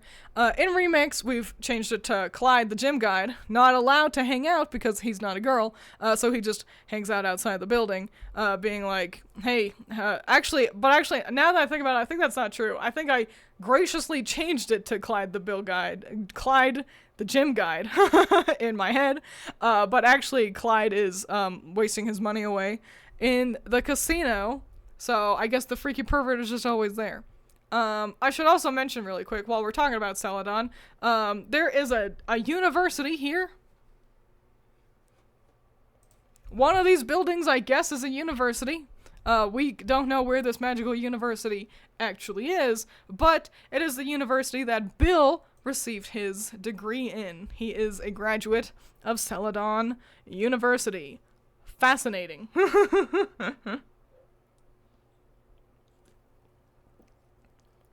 He's there in Fire Red, Leaf Green, at least. Yeah. So yeah, Erica's gym. I think it's really pretty. It's one of all the grass gyms are pretty. There is no puzzle here. You can dodge around some of the girls but I don't know, you probably should fight all of them. Erica, of course. This is also her yellow artwork. I think it's really pretty. Erica is... She sure is just Erica. Erica's fascinating. She has such a subdued personality. In a world where a lot of Pokemon characters are pretty big, Erica is just kind of like a nice lady. You know, she's polite, sleepy. She's often depicted as a little on the sleepier side. And that's sort of it. The version of her I always think about first is the Pokemon Abridged version. And Pokemon Abridged was fine. It was just fine. But for some reason, Erica really stuck out to me, and maybe it's just because she was voiced by an incredibly drunk Kaiser Neko from Team 4 Star. It's that I don't know. And that's just what Erica kind of always is to me. The fact that Bill has a degree feels worrying. I mean, it's a computer science degree. It's how you figure out how to store beings in a PC, isn't it? The university is inside you. And that's always the truth, kids. There's nothing you can learn in university that you can't just learn on your own through YouTube. So only get a degree if you really need one. Messages with twins. Don't forget about how she refused to fight Ash. Oh yeah, that did happen. She, like, refused to fight Ash. That happens every now and then in the anime, where it'll be like, arbitrarily, you don't meet the criteria to fight me. And then, in the course of an episode, Ash learns to meet the criteria to fight her. I do believe it was because he was a boy. I know he definitely dressed up as him, probably Brock and or James, like some combination of those three boys, did dress up as girls to try to sneak into Erica's gym, which is kind of weird, but in like a wholesome way. I think he was like really rude to her in defense. He was, yeah, I think he was unhappy with how stinky like Gloom was. I think he was disrespectful of Gloom's stanky drool in the process of making perfumes, because Erica made perfumes, which I think is fun. And it does make sense that he wouldn't like the smell of Gloom and or Vileplume, because quite famously they are based off of that big ass plant. It grows, like, it will bloom once a year, I'm fairly certain, maybe multiple years. A gigantic jungle flower that smells of rotting flesh. It looks exactly like Vileplume. If you look up Vileplume, you can find it on Bulbapedia. Really fascinating. I love that. That's such a cool plant to base a Pokemon off of. But yeah, it smells like rotting flesh. So no wonder Ash was like, "Yo, dog, you're making perfume out of this?" Even Pikachu cross-dressed by taping a heart to their tail. He was like, flower arrangements are for girls. Yuck. He was so that kind of little boy. This is why Misty was always the better protagonist. Maybe that's a hot take. But back on the bus, so we can schnoodle our doodles on over to the next location.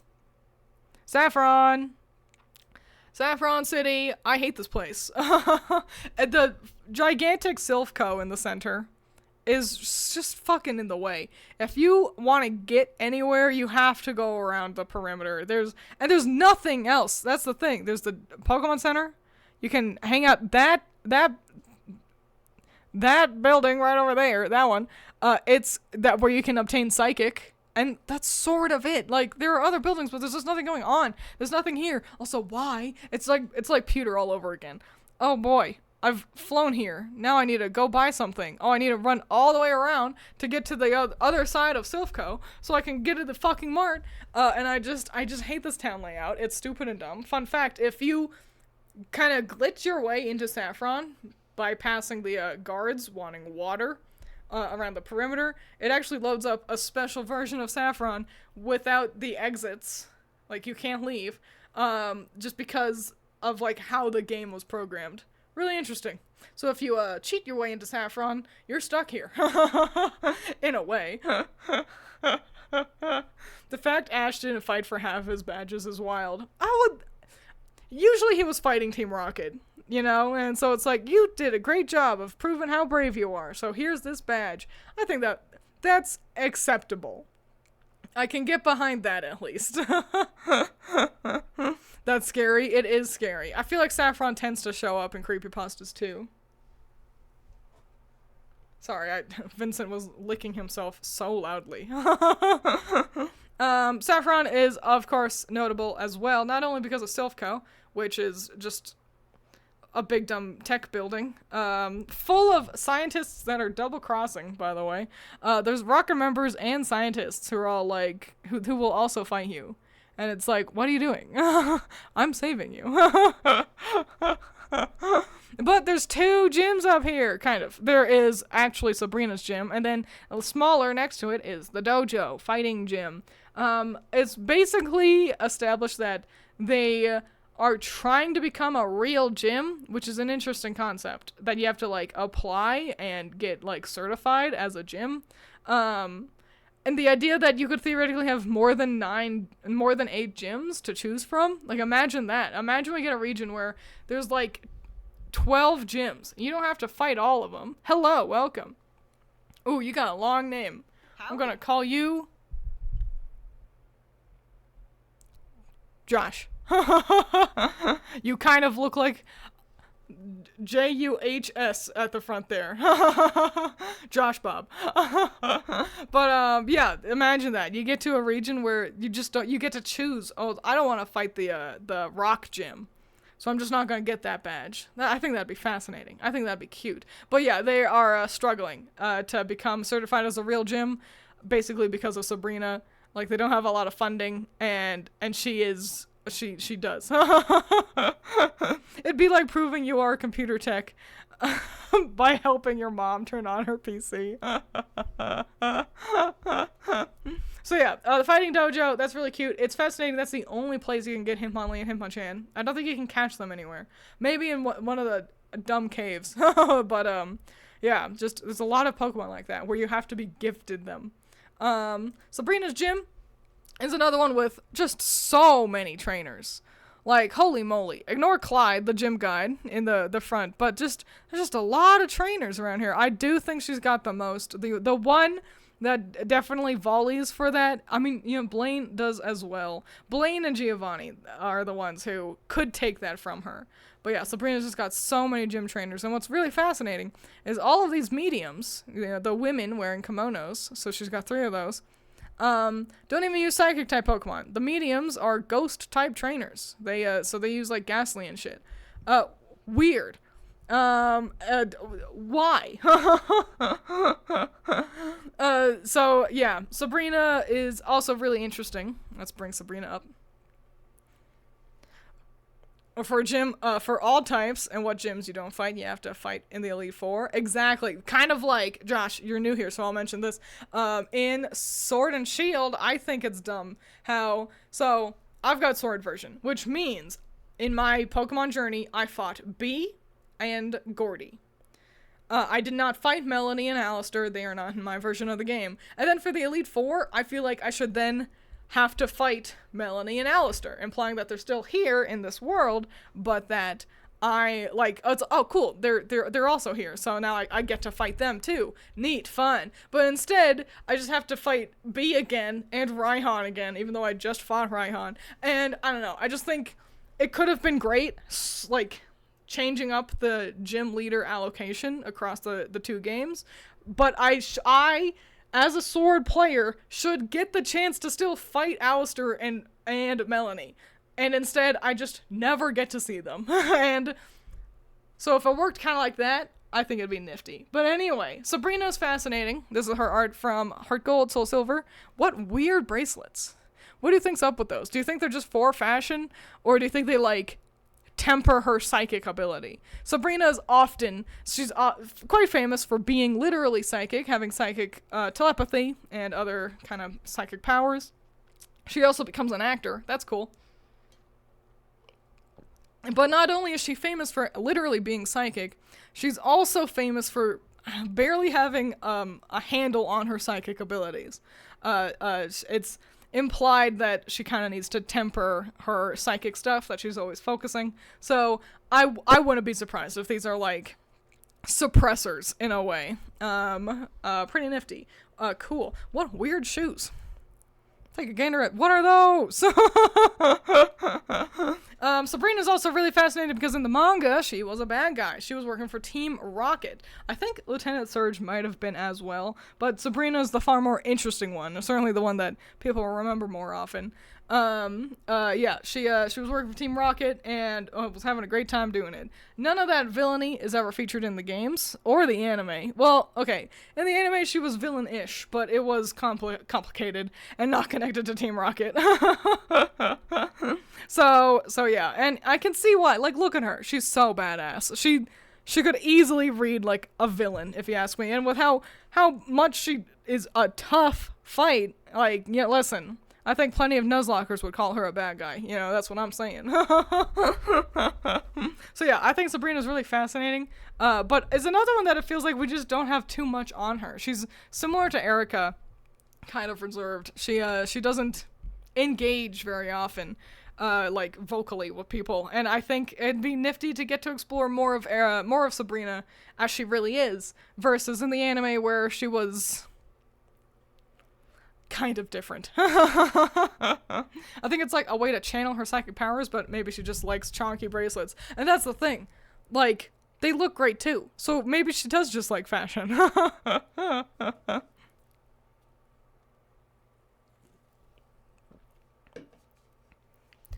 To think in the early versions there would have been trainers with whips.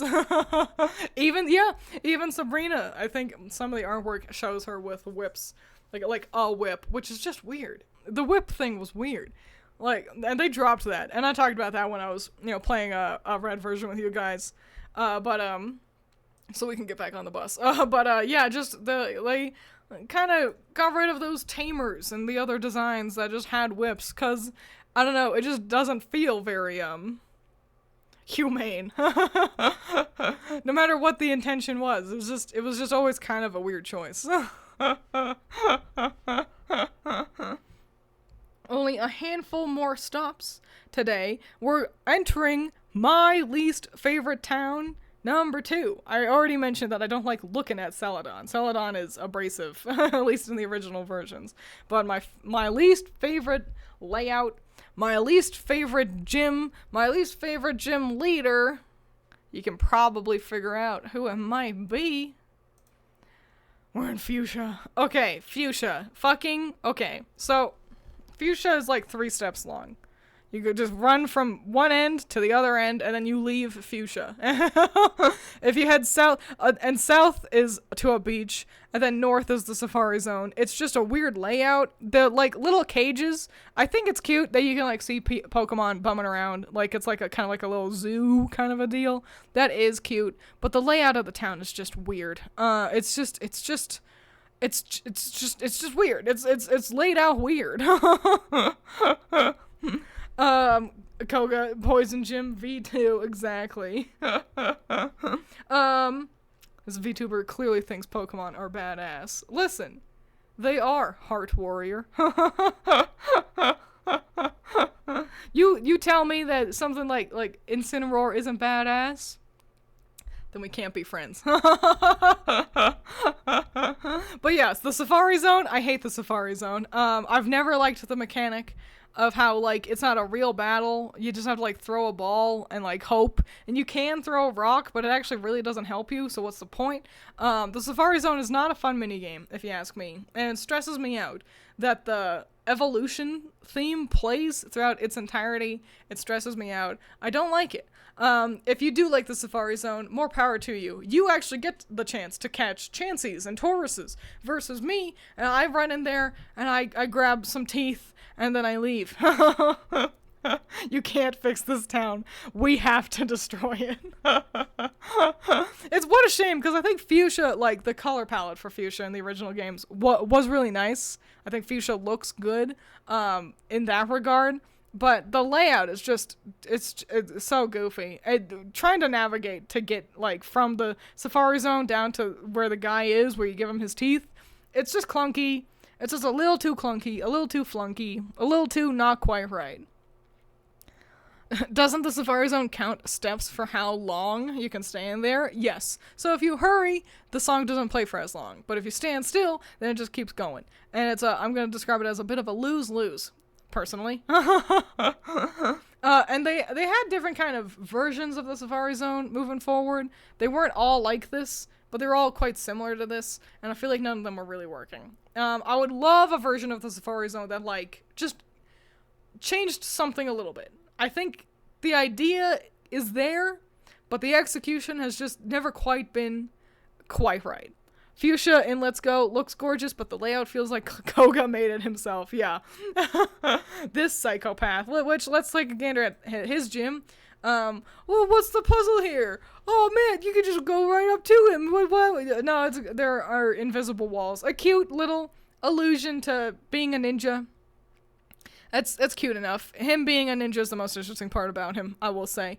In basically most versions of the game, you can actually kind of see the invisible walls, rendering it as a puzzle completely moot, but also, like, it's not too difficult to figure out, okay, how do I get past the invisible wall? Just run to every trainer. Start on the right, like, start at, like, 5 o'clock over there, and then you go up and around, and then you can get to Koga. And that's how you do it. You know, it's not too hard. It is still a game for children. His gym is nothing but a clown puzzle.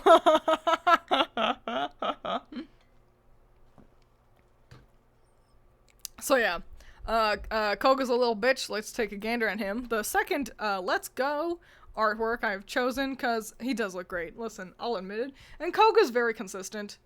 Ninja wear purple, red scarf. And that's him. He could be a dilf if he wasn't a little bitch. I like his cute little, like, emo, like, fishnet, like sleeveys. That's pretty cute. Yeah, Koga is kind of just a generic stoic ninja type. His personality is very consistent across all versions. He is just Koga the ninja. He's named after a famous ninja. You've probably noticed that Koga as a ninja name is pretty reoccurring. I think Tears of the Kingdom / Breath of the Wild is a good example of that, with the very notable Koga, the leader of the Yiga clan. Koga was, like, a historic ninja, and that's why a bunch of ninjas are named after him. Like our lovely Poison Ninja dad. That's probably the most interesting part about him. He is a dad. He is a father. Janine, his daughter, takes over his gym when he gets moved up to the Elite Four. I don't understand how he got moved up to the Elite Four. You feel like it would be whoever was next in line. But Blue wouldn't want to go. Giovanni is gone. Blaine probably wouldn't want to go. Sabrina probably probably also wouldn't want to go. I bet he was just like, yeah, I'll take that job. The first one. But yeah, he's interesting because he's got a daughter. Janine is more interesting than him just by virtue of being his daughter. Fuck Koga. He beat me, and that pissed me off. Absolutely whooped my ass with his stupid wheezing that would have with levitate, so I couldn't use earthquake on it. We hate Koga in this house. Listen, I could love Koga, but not right now. That's for damn sure. Not after the wounds are still so fresh. Honey, I'm pregnant. Smoke bomb. Poof. Let's make sure I haven't missed any of my notes, because I wrote down notes for everything. Oh, I forgot to mention with Pewter City. Roxanne calls Pewter the flagship of all rock-type gyms. Which is fascinating, because I'm like, literally, why? I have to assume it's just because it's, you know, from Kanto. And then next to the museum. Because other than that, like, Pewter is not a very notable town. I think Roxanne might just be a Brock fan. I gotta be honest. And that's all the facts. That's when's lunch? You need to supply your own snacks. I have no snacks to offer you, and I have no money to feed you. So you gotta feed yourself. And if you did not bring a snack, hope you brought some money. Maybe we'll swing by frozen yogurt spot and eat some frozen yogurt. We did that a lot. I went on a lot of field trips in theater because we were like competing. We were doing theater competitions, which sounds weird, but it's just you do a play. You just put on a show. And we always stopped at the same like little bazaar. I always got frozen yogurt. And man, they were like good times, but also I feel like I was just like glazing through them. Like, I feel like I wasn't engaging with life enough. I don't know. Not like I was on autopilot, but just like I felt like I was just, I don't know, just not engaging enough. That's what happens when you're a kid. You're just not quite aware of how not awake you are. Are we gonna visit the power plant with the yellow hummingbird? We are not. I actively had the thought. I was like, oh, should we visit the power plant? And then I was like, no, because I don't care. We're not visiting the Sevi Isles either. We're not visiting the ice cave. We're not visiting any of those fancy cool places. We're just staying on mainland. The bus cannot become boat, and the power plant is too out of the way for me to care. I think the power plant is most interesting to me because of how often it features in Electabuzz card art. They love talking about how Electabuzz likes to eat electricity, and so it stays at power plants. And I just like Electabuzz. So that's why, that's its most interesting element in my eyes. There is also a big yellow hummingbird, there. Nothing that special. The flagship, as in, it kind of sucks, but we sure do know the name of the gym. Anyone like gas station sandwiches? Those just hit different. Yeah, they hit wetly. For the bread's wet, everything on the inside is dry. Just, they hit different because you're always getting them when you're, like, in a liminal space of time. You know what that means? Like, you feel me? I can't explain it other way. Hello. Welcome. Godifier. Howdy do. We're just about to get off the bus. We're on one of our last stops today. You're in a new account? Oh, but are you somebody who's often here? Well, welcome. Either way. You should follow me so then I get a follow you from both accounts and just inflate my numbers. But that's right, everyone, get off the bus. We're at Cinnabar Island. Oh my gosh. Even though I just mentioned that the bus cannot turn into boat, we have bussed our way to Cinnabar Island. Gas station hot dogs are better. You're incredibly correct. Yeah, how we're gonna get to Cinnabar if the bus can't swim? We just drove. Yeah, we just drove, you know? It can't turn into a boat, but we just drove. Pretty easy, you know. You just gotta use your head. There was a path, it's fine.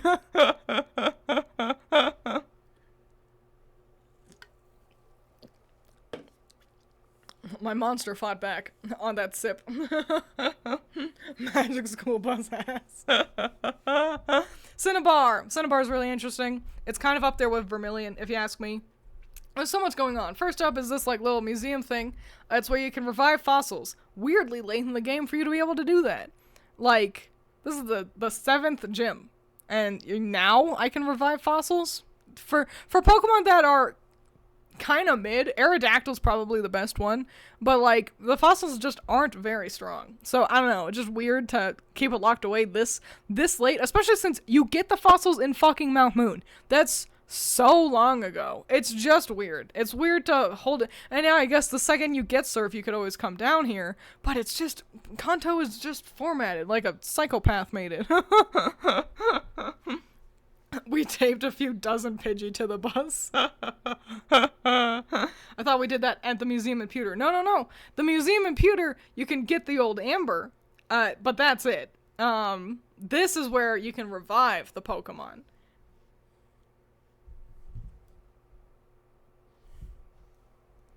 This is me shrugging a lot. More interestingly though, is of course the Pokemon Mansion. Pokemon Mansion is the birthplace of Mew and Mewtwo.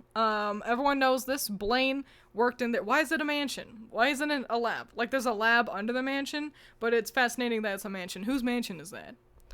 What aristocrat lived there, you know? Are you breaking the fourth wall? What do you mean? There is no fourth wall.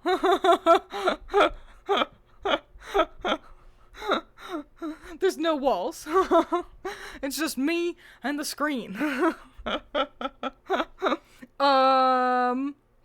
I think the mansion was a front. It may have been a front. It just feels weird because it's like a decrepit mansion. So it feels like it was like, yeah, it was a front, but also at one point it must have been actually a mansion, right? Like Resident Evil? Maybe. Maybe you're right. That does feel the most plausible. I remember when Twiins talked about how Electabuzz sounds in the anime, and she demonstrated by making some motorboat noise. It's how he sounds! It's Electabuzz, do the thunderbolt. And that's the sound of Electabuzz. I had to take my glasses off to do that. So yeah, that is the sound of Electabuzz. It's just the truth. Yeah, Pokemon Mansion's fascinating. Because yeah, it's the birthplace of Mew. Blaine quite famously leaves a bunch of notes about kind of detailing the birth of Mew, and Mewtwo, and all that jazz, and it's really interesting and cool. Also, double interesting and cool, the further deep in you go, the more often you can find Ditto. It's the only place you can find Ditto. Everyone knows this, but it is implied that Ditto are failed, or started as a failed, creation of Mew. The only two Pokemon on planet Earth that can learn Transform are Mew and Ditto. Ditto is also pink, like Mew, pinky purple. Mew is pink, Mewtwo is purple, Ditto lands somewhere in between. It's implied that Ditto are failed experiments, and that's why you can find more and more and more of them the deeper in you go. Really nifty stuff. So obviously I like all that because Mew is one of my favorite Pokemon. Bruce Wayne's mansion with a lab underneath. Yeah. Why the museum look like a pill? So that way you know that it got medicine in there. See, it was established that somebody was really pushing in the Pokemon government for buildings to be in the shape of the thing that they sell, but it became no longer plausible when confronted with the idea of making Pokemon centers look like big crosses, because it was just structurally unstable. So it was pitched as an idea, and this was a proof of concept, but unfortunately didn't follow through into an actuality. So it's a holdover of an old reconstruction concept. Great question, though. Imagine a Pokemon flavored Resi game. I'm imagining it, and I gotta be honest, it sounds fucking awesome. Like, I want that. I want someone to mod Resident Evil one of them so that there's Pokemon. Make me a Pokemon. That's a thing. That's the thing. You know what? I'm gonna get mad. Pokemon fan games are awesome. Pokemon fans are so creative. That was a weird hiccup. Pokemon fans are so creative. And, you know, they have taken it upon themselves to make so many fan games, whether that be just like, I made a version of Kanto, but in the past, or I made a completely unique region, or what if, you know, I just modded it so it's, you know, it's a Hoenn, but it, I don't know, there's only one type, you know, whatever have you. And I love this. It's so cool. It's really interesting. There's a part of me, I'm so busy, I can't do this, but there's a part of me that wants to be able to make my own fake fan game and make Pokemon, my fake region, you know, the Phelan region, Pokemon Earth and Sky. I'm like, I could do that, I bet, but it would also be so much fucking work, and I've got too much work to do already. So maybe someday. But anyway, I want someone to start making fan games that are 3D. I think we can do it. I think 3D modeling is more accessible than it's ever been. I want a fan-made 3D game. You're gonna cry about, oh, the trees are bad in Pokemon. Okay, then you do it. And you make them good. You make those good trees. You make exploring as fun, at least as fun as it is in Paldea. I believe in you. I think we can. I think we can. And when you do that, then you can make Pokemon Resident Evil exactly like the Victory Bell trailer for ZA. So fun, so cool. So there you go. That's oh yeah, also in Gold and Silver, James makes a great point. In Gold and Silver, this is a volcano, actually, a little fun factoid. That's why Blaine hangs out here. It gets destroyed. Cinnabar is a wasteland, come Gold and Silver, which is a bummer. Everyone survived though, so it's okay. If you had a secret mafia making an animal that could kill everything, would you want some protesters all the time rushing the building, or just have a house and only the occasional robber? There are a lot of robbers in there. But you're right. You know, let the robber steal. Who cares? A front is a great idea. Oh, let's talk about Blaine. Would the guns in the Poke Evil game fire Pokeball bullets? Yeah, absolutely. You catch Pokemon. Instead of, like, shoot zombies, you catch Pokemon. That's how it works. Here's Blaine's gym. Blaine's gym actually might have the most amount of trainers. 1, 2, 3, 4, 5, 6, 7. 7! That is more than I think Sabrina had. By 1. It's fascinating. You really don't have to fight any of them. This is actually a puzzle. It's the only gym that actually has a real puzzle. At every station, you can see those, like, cute little terminals that you answer a quiz question. If you answer correctly, the door opens, but then if you just mash A, then you interact with the quiz thing again. It's a little clunky, but just, like, in a gameplay sense. Maybe if I wasn't mashing A like an animal, it wouldn't have been an issue. I think fighting the guys anyway is fine. They're pretty funny. There's one guy who's like, I work here because I use fire types. And it's like, I love that. Your eyes are tweaking out. They were. You're gonna have to deal with that. I've got a shitty webcam, man. Eventually someday I'll have like a fancy VR rigging thing, and I'll be able to like dance around and look great. But as it is, you're just gonna have to deal with the fact that sometimes my eyes are hidden within shadows. Especially since my light burnt out, so yay, thank you, Godfire. Yeah, my light burnt out, so I am really relying on the illumination of the sun on a steadily cloudier and cloudier day. Wait, did we visit the dojo next to Sabrina? I wanted to see the souvenir store. No, we just walked by. And the dojo guys looked sad. They were like, oh, are you not gonna come visit us? And I was like, no, you're not a real gym, goodbye. So yeah, great cool gym. Let's talk about Blaine in his also sexiest outfit. Blaine is Smash, and you can't even tell me otherwise. Blaine, fascinating. What a guy. Okay, so first of all, Blaine is interesting because he's got this cute little quiz gimmick. You can even see that his cane here is shaped like a question mark because he just likes quizzes. It's why his gym is set up like this.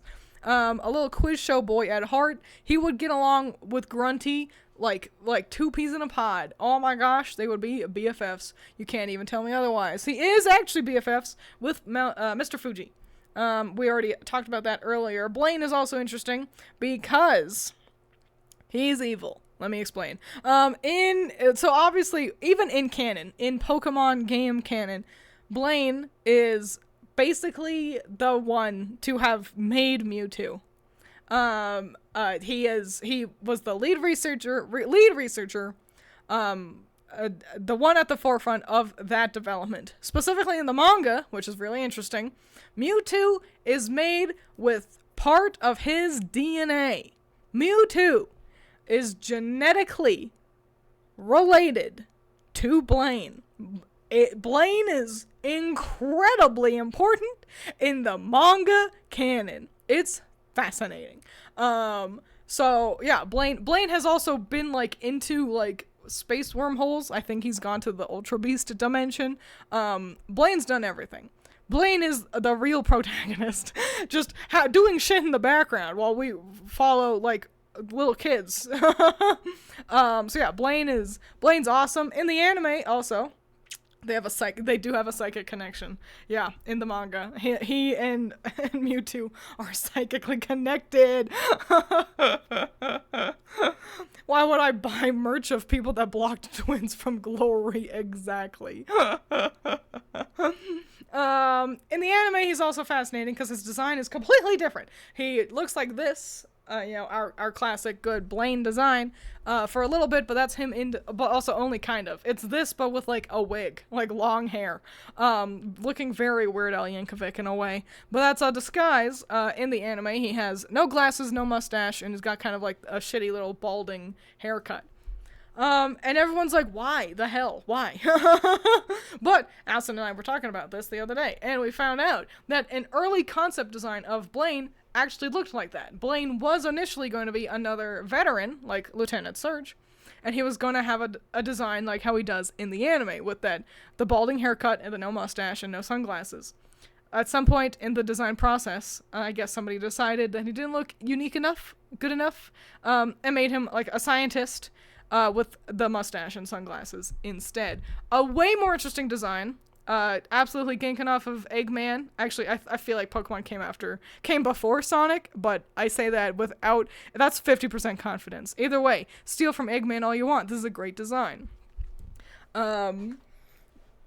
I was going to try to, quote the Eggman takeover piss on the moon monologue from, Penny, but I could not remember enough. Someone take the Pokemon Writer Adderall away. It's awesome. The manga is awesome. So yeah, interesting that the anime basically uses his initial design and then the games use his real design. It's cute. It's interesting. It gives Blaine a fascinating history in a world where he already has so much. And that's what I'm saying. With things like Erica and Sabrina and Surge, who have all this implied, like, characterization and history, but it's just kind of just ignored or not touched upon, Blaine is a really fleshed out character. He's fascinating. And so I'd love to see more of Kanto be as fleshed out as good old Blaine here. 10 out of 10 guy, love Blaine. Who doesn't love Blaine? Psychopaths, that's who. I've come to make an announcement. We'll announce away. Your local Dendro Turtle. Oh, I remember you. I remember your name. You give a man round Ray-Bans and a mustache and they will always look the same. It's the truth. And they look the same, and then in parentheses it's like, good. I've come to convince you to do sin. Have to go to work soon, but I'll still be listening and lurking. Just not able to chit-chat. 3D Twiins, yep. Genital War Thunder, I've been 3D for like so long now. This ain't nothing new. Oh, that was not the announcement, by the way. It was a reference to Snapcube. I see. I was so like, I'm ready for it. What are you announcing? But yeah, love Blaine. Let's get back on the bus to our final location today. Only one more place we're visiting. We've been to all the gyms, and I have to sneeze. Okay, I feel like it went away. We've been to all the gyms. We're not visiting, like, the power plant, or the Sevi Islands. And I gotta be honest, I don't have a PNG for each member of the Pokemon League, because I was mad at them. The same energy as I've seen a thing, it was, Barkus from Baldur's Gate 3. I was mad at Barkus, so I made, I photoshopped him in a rat trap. And it's that energy. Flying through the sky. Take a look. It's in a book. Reading Rainbow. That's the wrong thing. I cannot remember the Magic School Bus theme to save my life. In my head, if I try to play it, it just becomes Reading Rainbow. The bus was launched with a big catapult. Yeah. We're going to Victory Road. Oh, and it's over here. That's fine. I've got another picture. Boink. Victory Road. Wow. Twins. Fuck you, Bruno. No wonder your family hates you. Lunch got dropped off. McDonald's is fine. Yippee. Yeah, Victory Road. Okay, so Victory Road is a lot. Victory Road, I hate Victory Road. It's horrible and bad. It's not a fun cave. There's weird Pokemon in Victory Road. So many Onyxes for being such a weak Pokemon. Same with Arbok. Same with Golbat. What the fuck? Victory Road, however, is like arduous, but in a meaningful way.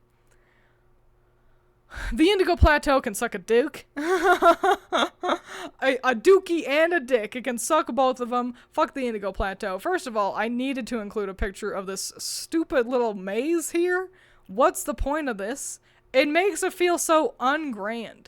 How it's not like, oh, and then you like run up the center to the cool staircase. No, you have to hook to the right and go run past the stupid little boulders. What's the point? Why? Also, what are these buildings? It feels like they're full of guards with guns pointed at you, ready to shoot upon sight for no reason. There's literally nothing else I could see these buildings doing. More like Dictory Road. Exactly. So yeah, my issue with the Indigo League, and I talked about this last time I streamed when I fully crashed out because I lost to Lorelei and then Bruno. Pokemon Red and Blue, something about how the game was made, type matchups mattered way more than your level. I had like a level 20 Lapras, Oko, so like one-shot Giovanni's Rhyhorn, which was like 20 levels above it.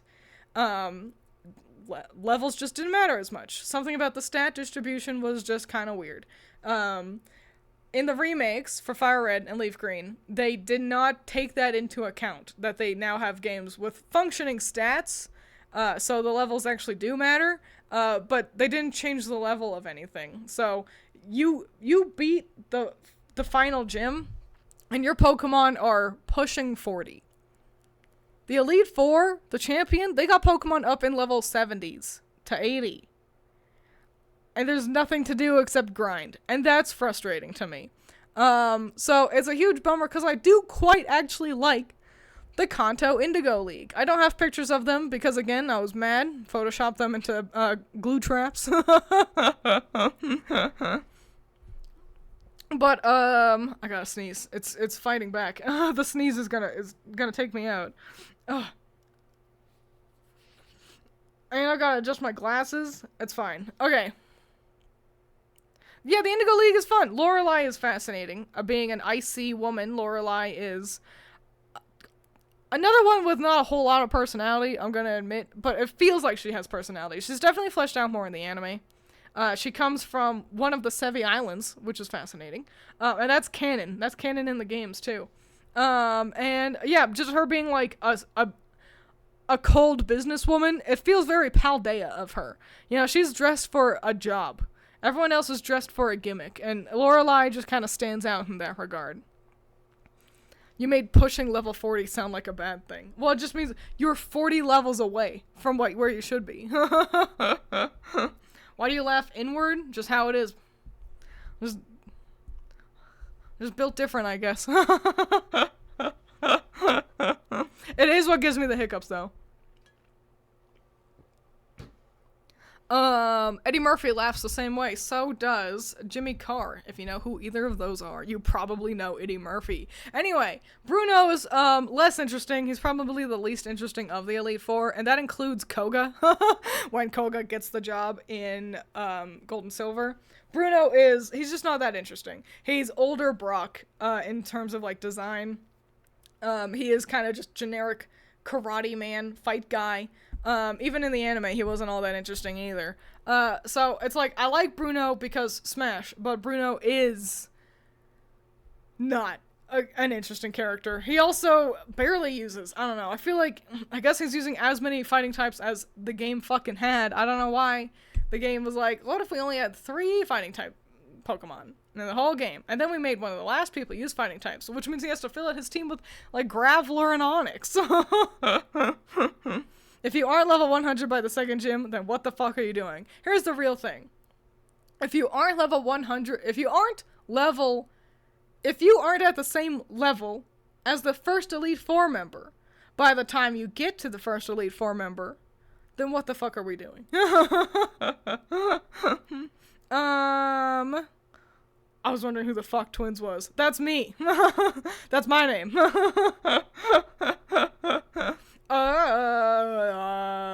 What was I saying? Right, Bruno's boring. I like him because he's handsome. I'd love to see him in more outfits. I feel like Masters EX kind of hates him.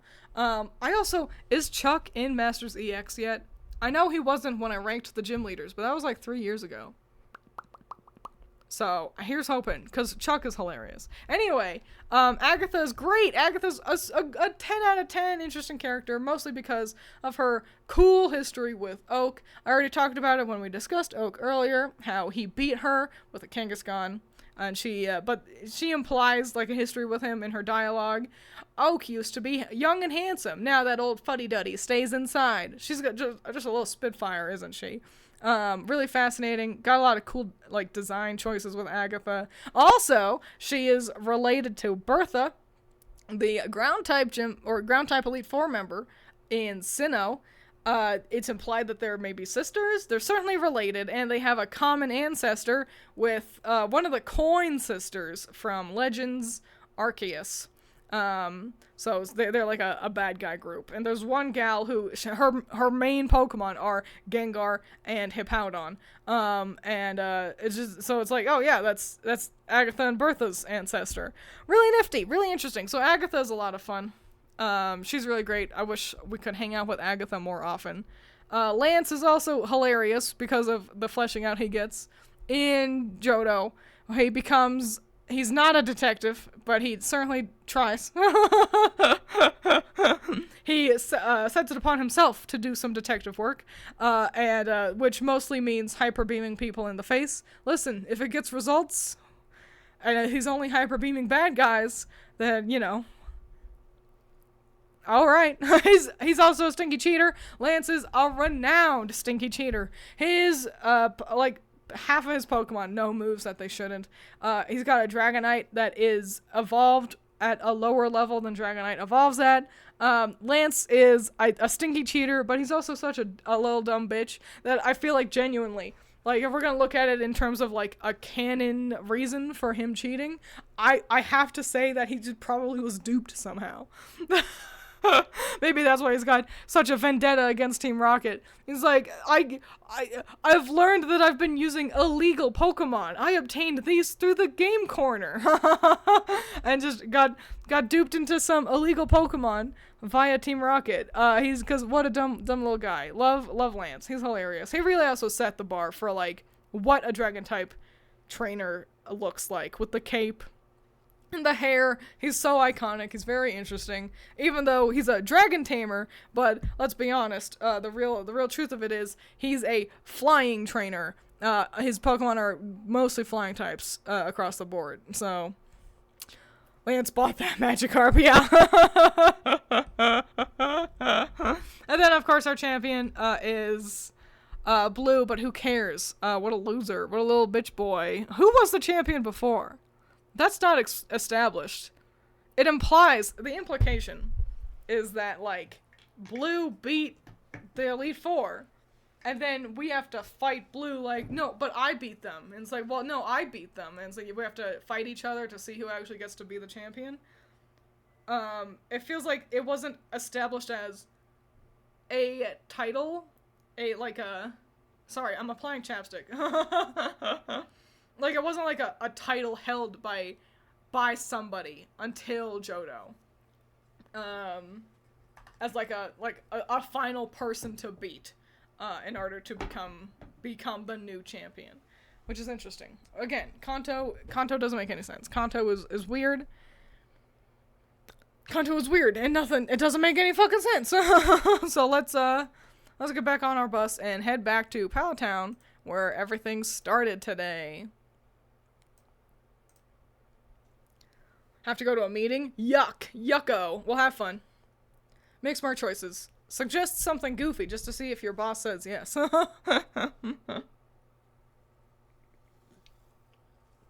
You know, James makes a good point. Maybe he was just hanging out too close to the Lake of Rage. That did affect Pokemans.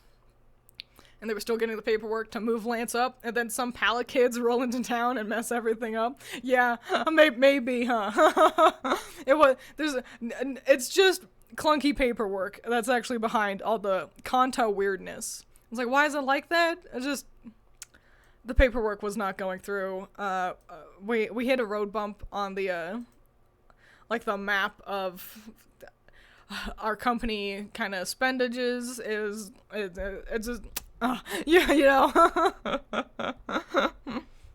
So, yeah, that's been our very fun, cool field trip across Kanto. I hope you enjoyed me, without any background music, talking about Pokemon for a really long time.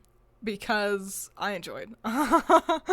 You all know that I can sit here and talk about Pokemon for hours, like how I literally just fucking did. And now that we've also parked the truck.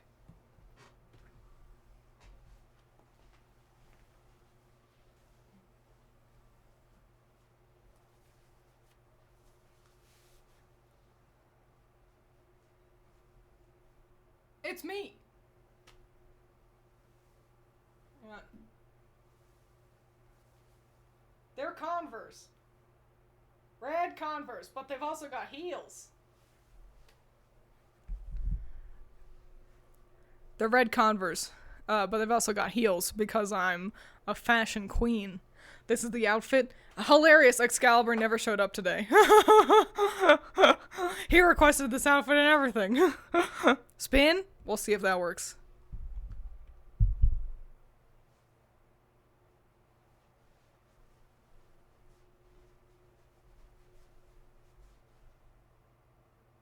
There you go! A spin!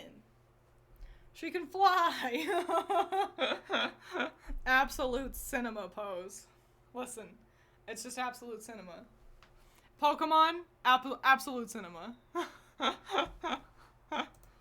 Oh, you know what, here? You know, we'll stay on the field trip. We'll hang out near Pallet Town. So yeah, there you go. That's Pokemon today. Hope you enjoyed the field trip. I always enjoy doing these. It was also a lot of fun getting to play with this system again. I haven't been 3D in a situation that actually, like, can move around very often. I'm usually in the version of 3D where my arms are stuck to my sides. And that works for when I'm playing video games. But I don't know, there's something kind of nice about, like, a mostly chatting stream where I can just fuck around with you guys. Chit-chat and move my fingers and all that jazz. You are awfully far away from me right now, though. This is why I didn't actually stay standing the entire time. The plan was for me to stand so I can, gesture towards things. And then I was like, I can gesture while sitting. And it'll be easier because I'll be closer, But yeah, there you go. That was stream today. That's my new outfit. That's the Kanto region. When do we get to visit Johto? It's just next door? I don't know, maybe when I play Johto. I like doing these little field trips. So, at some point, for sure. But for now, we're wrapping up. It's gonna be it for today. So thanks for being here. I really appreciate it. We got a lot of new people showing up. Hope you enjoyed, if you stayed. Hope you had a great, cool time hanging out and talking about Pokemon for the millionth time. Maybe one day, Game Freak will notice me and send me free shit. Until then, I'll just keep playing Pokemon games. I do really want to play Pokopia, so here's hoping I can get to that starting next week. So, yippee. Goodbye. Goodbye, goodbye, goodbye. Make smart choices. Goodbye.